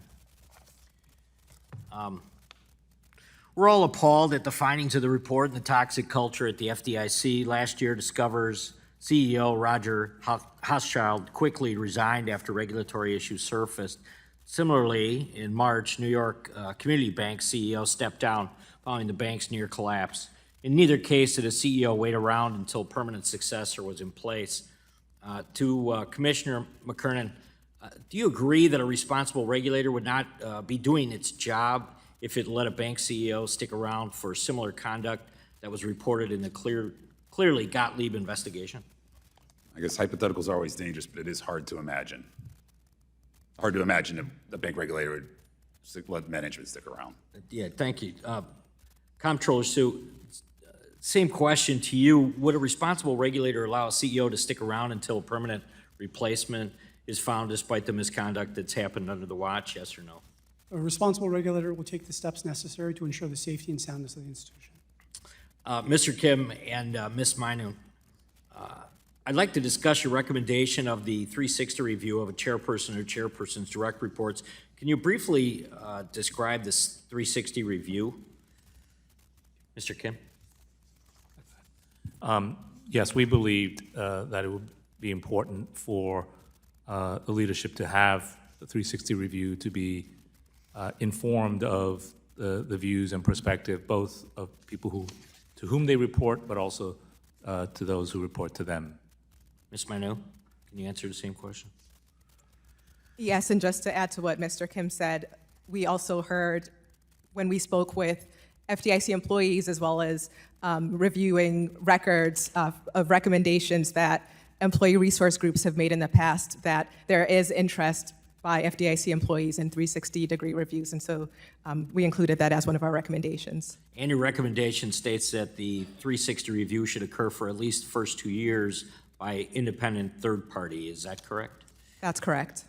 Do you think this should be the same third party that will be working with the transformation monitor on the culture change, or do you see this as being a completely separate third party from the culture change role? As we say in the report, the independent third party may or may not be the same. Okay, so the Cleary report highlighted the misconduct of Chairman Grunberg's in the reports section on findings. Do you think that your team would have still offered this recommendation if you had not found misconduct perpetuated by the chairman? Mr. Kim, can you answer that? I believe we saw value in the 360 reviews, regardless of who's the chairman, and would have recommended a similar review. And because of the report highlighted the misconduct of current chairman of the FDIC, do you think the information obtained by the 360 review should be submitted to Congress to assist on our oversight efforts of culture change? Our view was that it should be conducted by an independent party so that they're not worried about concerns or fear that management would hear about it. I don't think we recommended that it be made public or provided to Congress. I do think there are some questions about how open someone will be in their 360 reviews if they know it's going to be provided publicly. So that is not part of our recommendation, that it be provided to Congress. Thank you. Chairman, I yield back. Gentleman yields back. The gentlewoman from California, Mrs. Kim, is now recognized for 5 minutes. Thank you, Mr. Su, and witnesses. Thank you for being here with us. Mr. Su, in a joint statement that is issued by you and Director McKernan to announce the release of the Cleary-Gottlieb report, you say the report, in quote, "It put the people of the FDIC first and focused on identifying root causes," end quote. You also noted that it was balanced, focused, and nonpartisan report. So do you still stand by this statement and sentiment that the Cleary report put the people of the FDIC first? Yes. You do. Mr. Su, then, do you agree with the Cleary report's assessment that Chairman Grunberg's attributes hinder his ability to establish trust and confidence in leading a meaningful culture change at the FDIC? Because based on your statement regarding that report, you must agree that it is time for new leadership in order to put the people of the FDIC first. I agree with the report's conclusions that his actions present unique challenges to building trust with the staff, and that's why I'm very focused on actions. The actions that the agency Do you still support Chairman Grunberg? I'm focused on what I can control. What I can control is influencing the board to take the actions that are necessary to reestablish trust with the staff. That's where my focus is. Okay, one of the recommendations of the report was for victims of abuse and harassment to have access to chairman of the FDIC, but that it stands today, unfortunately, it seems to be counterintuitive for those victims. Former Chairman McWilliams, for example, he spent a lot of time with the staff in cafeteria and rode the bus from Virginia Square to the other offices, where Chairman Grunberg spends his time with only his small circle of trusted advisors. So let me ask you a question, Mr. Kim.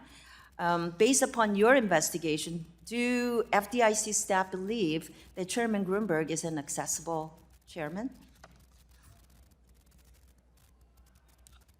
I don't think we put that question in that way, whether he's accessible. What we learned, we put in the report, which is that although many employees had positive relationships with him, there were a certain number, including certain direct reports, who had had difficult interactions with him. And then there was I think the a point general... of my question is, as chairman, shouldn't just surround himself with the top executive senior members only, but should be accessible to all employees, regardless of their status or ranks. That's the accessibility question that I'm having with you. Accessibility is obviously a good thing, and being more accessible obviously helps and improves workplace culture. Well, let me ask that question to Mr. McKernan. If Chairman Grunberg does open his door to victims of harassment, do you think that the findings made about his behavior towards staff would make employees hesitant to approach the chairman directly? I think, given the reputation is documented in the Cleary report, I suspect that would be challenging for some. So, can you answer the same question? Why do you think it's important that the chairman is accessible to his employees, regardless of their status, rank, position? One of the things I certainly learned overseeing the investigation is you cannot, as a leader, rely simply on the formal reporting channels. They break down. You have to have a real, deep-seated interest in trying to root out information, get your sense of the pulse through other informal mechanisms, and that requires that open rapport with the staff. To be clear, this is a great recommendation. The FDIC has a pervasive toxic culture, and because of that, employees should have a direct line to the chairman to report those issues. However, Chairman Grunberg at the helm, I'm not sure if the employees would benefit from direct access to him or would even want to have that available to them, for that matter. In the report, Cleary recommended that the FDIC hire an independent third party to advise and assist with the implementation of the recommendations.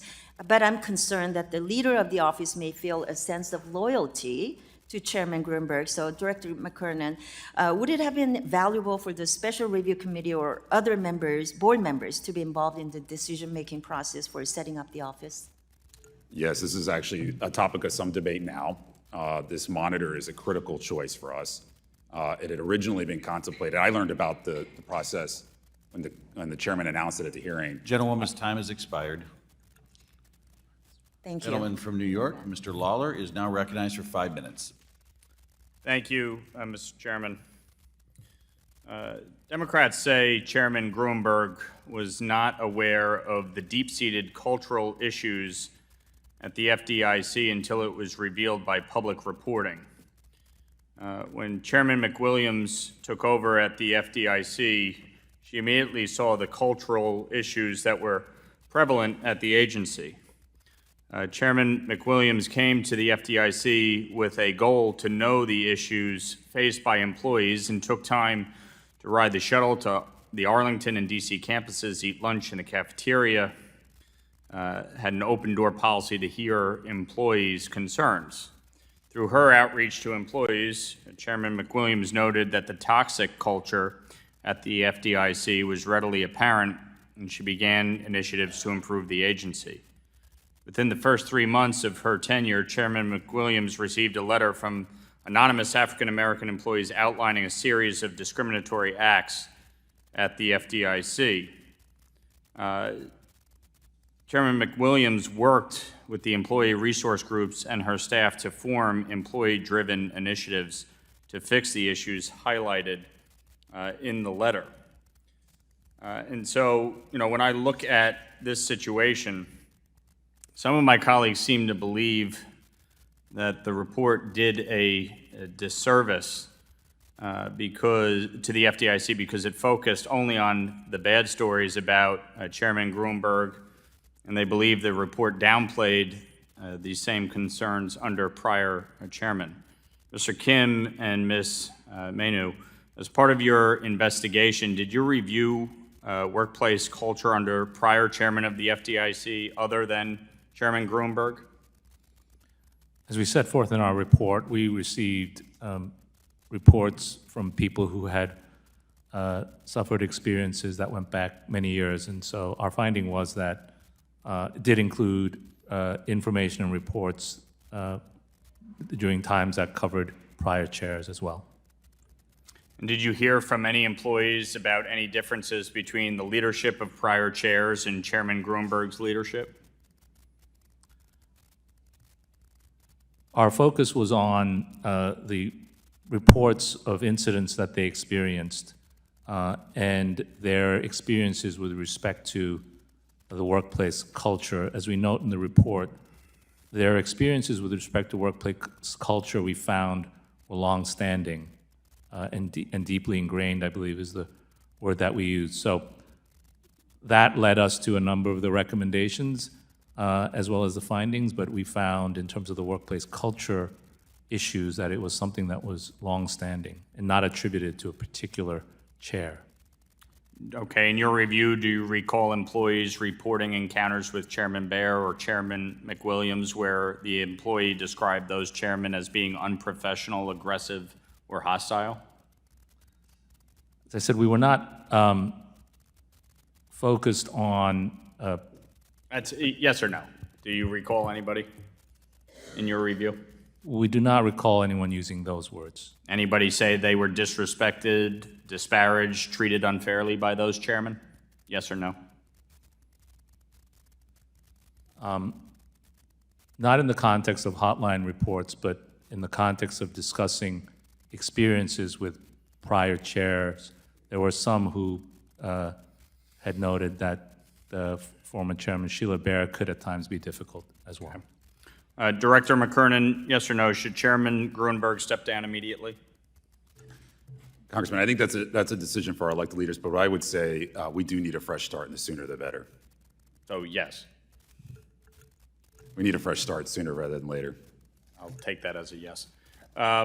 Isn't it true, shifting gears, isn't it true that when Silicon Valley Bank failed, it was not considered one of the large U.S. banks? In fact, it was not one of the top 10 largest banks in the U.S. at the time. And because of its comparatively small size, you understand that many of us on Capitol Hill have called into question why the systemic risk exception was invoked for Silicon Valley Bank. Many businesses in the tech industry had their money on deposit at Silicon Valley Bank, correct? Correct? That's me, yes, yes. And you understand that in most instances, their deposit accounts held far in excess of $250,000, correct? That's my understanding. Those politically connected companies would have lost lots of money without the systemic Gentleman's risk time has expired. exception, correct? Gentleman's time has expired. The gentleman from Iowa, Mr. Nunn, is now recognized for 5 minutes. Thank you, Mr. Chair. Without objection, would like to yield my colleague from New York time required to finish his question. Thank Gentleman you. is recognized. You agree those politically connected companies would have lost a lot of money without the systemic risk exception, correct? The board of the FDIC voted unanimously for the systemic risk exception. I think as Director McKiernan had noted in prior testimony, there was a lot going on at that time which supported that decision. Okay. When the systemic risk exception was invoked, it was announced that everyone's money would be safe and insured, correct? And it was the board decided unanimously to invoke the systemic risk exception. Okay, and you're aware that the depositors base for Silicon Valley Bank included people from outside America, including significant Chinese interests, correct? The purpose of invoking the systemic risk exception is to ensure that the financial stability of the United States is protected. And the board voted unanimously to do that. Did companies with significant Chinese interests benefit from this decision? Again, the decision to invoke the systemic risk exception focuses on protecting the financial stability of the United States. Lastly, are you aware of any policies or directives within the FDIC regarding the treatment of Chinese depositors at Silicon Valley Bank? I'm not aware of that. I have to get back to you on that. Okay, thank you. Thank you to my colleague, Mr. Nunn. Gentleman from Iowa is recognized for 3 minutes and 27 seconds. Thank you, Mr. Chair. As others have noted, I'm incredibly disappointed the chairman chose not to be with us today. Clearly, the Gothenburg report about the FDIC's workplace culture concerning, to quote the 200-page report, the FDIC remains a good old boys club rife with sexual harassment, discrimination, and other inappropriate misconduct. Other descriptions of the agency include a particular insular hierarchy, risk-adverse culture, and a widespread fear of retaliation amongst the workforce that allowed misconduct to persist, including in the last 7 years alone, 92 harassment complaints made, 0 resulted in any removal, reduction in greater pay, or any disciplinary action more severe than a suspension, something endemic in Washington, D.C. Adding to this disturbing culture was the abuse by Chairman Grunberg's claim that he had no idea what was happening at the agency, even though he ran it for 10 of the last 13 years when these claims were made. I think one of the most frustrating parts here is how could anyone trust him when it was the Wall Street Journal who found this after just interviewing a few individuals. So, Director McKiernan, I want to speak directly to you. Director McKiernan, your resignation of examiners in training who are highly critical to our nation's economy doubled from 2001 until it hit a new high of 62 in the first 9 months of 2022. Only 48% of examiners hired in the agency remain since 2017. Do you believe the inability of the FDIC to retain talent affects your ability to help regulate my hometown banks in Iowa? Certainly poses some risk. I would agree. How does the ability to retain the quality staff impact our ability to police and support and help regulate our banks if these people have all left the job market? I think it's a very important pressing question. If we can't get our staff retention issues fixed, it's going to continue to mount as a challenge for our mission. Do you know if the FDIC has fired any employees in the wake of these reports? The chairman's reported there has been 4 separations. It's my understanding that 3 of the 4 were resignations or retirements. Do you believe, Director McKiernan, that the chairman should have been the first person fired on this list? Well, that is a question that is reserved to our elected leaders, but if I were asked by them my view on what's best for the agency, it's very clear to me that we need a fresh start and sooner rather than later. I think 92 harassment cases would say he should have been gone, and I think an entire country is looking for dependable leadership that's clearly failed, and they're asking for his resignation. He should listen to the country. So with that, Comptroller Hsu, you've read the Wall Street article report titled "Strip Clubs, Lewd Photos, Boozy Hotels, the Toxic Atmosphere at the Bank Regulators FDIC" that was published a year ago. I'm glad to hear that I have an extra copy here if you've not read it. Was this just an accepted part of the culture that you were part of? It's totally unacceptable. I would agree with that. It's not just normal, as has been highlighted, correct? Totally unacceptable. Finally, one staffer was advised, just smile and make your supervisor feel good, as was reported in this. Yeah, all the behaviors highlighted in that article are totally unacceptable, and the root causes of that are there's a culture and there's a structure at the FDIC which need to be transformed. Concur. 20 women quit. We have a understaffed banking regulation. This is something the chairman needs to stand down. Gentleman's and restart time that has culture. expired. Gentleman's Thank you, time Mr. has Chair. expired. I would like to thank all of our witnesses for their testimony today. Without objection, all members have 5 legislative days to submit additional written questions for the witnesses to the chair. The questions will be forwarded to the witnesses for a response. I'd ask our witnesses to please respond no later than August 1st, 2024. This hearing is adjourned.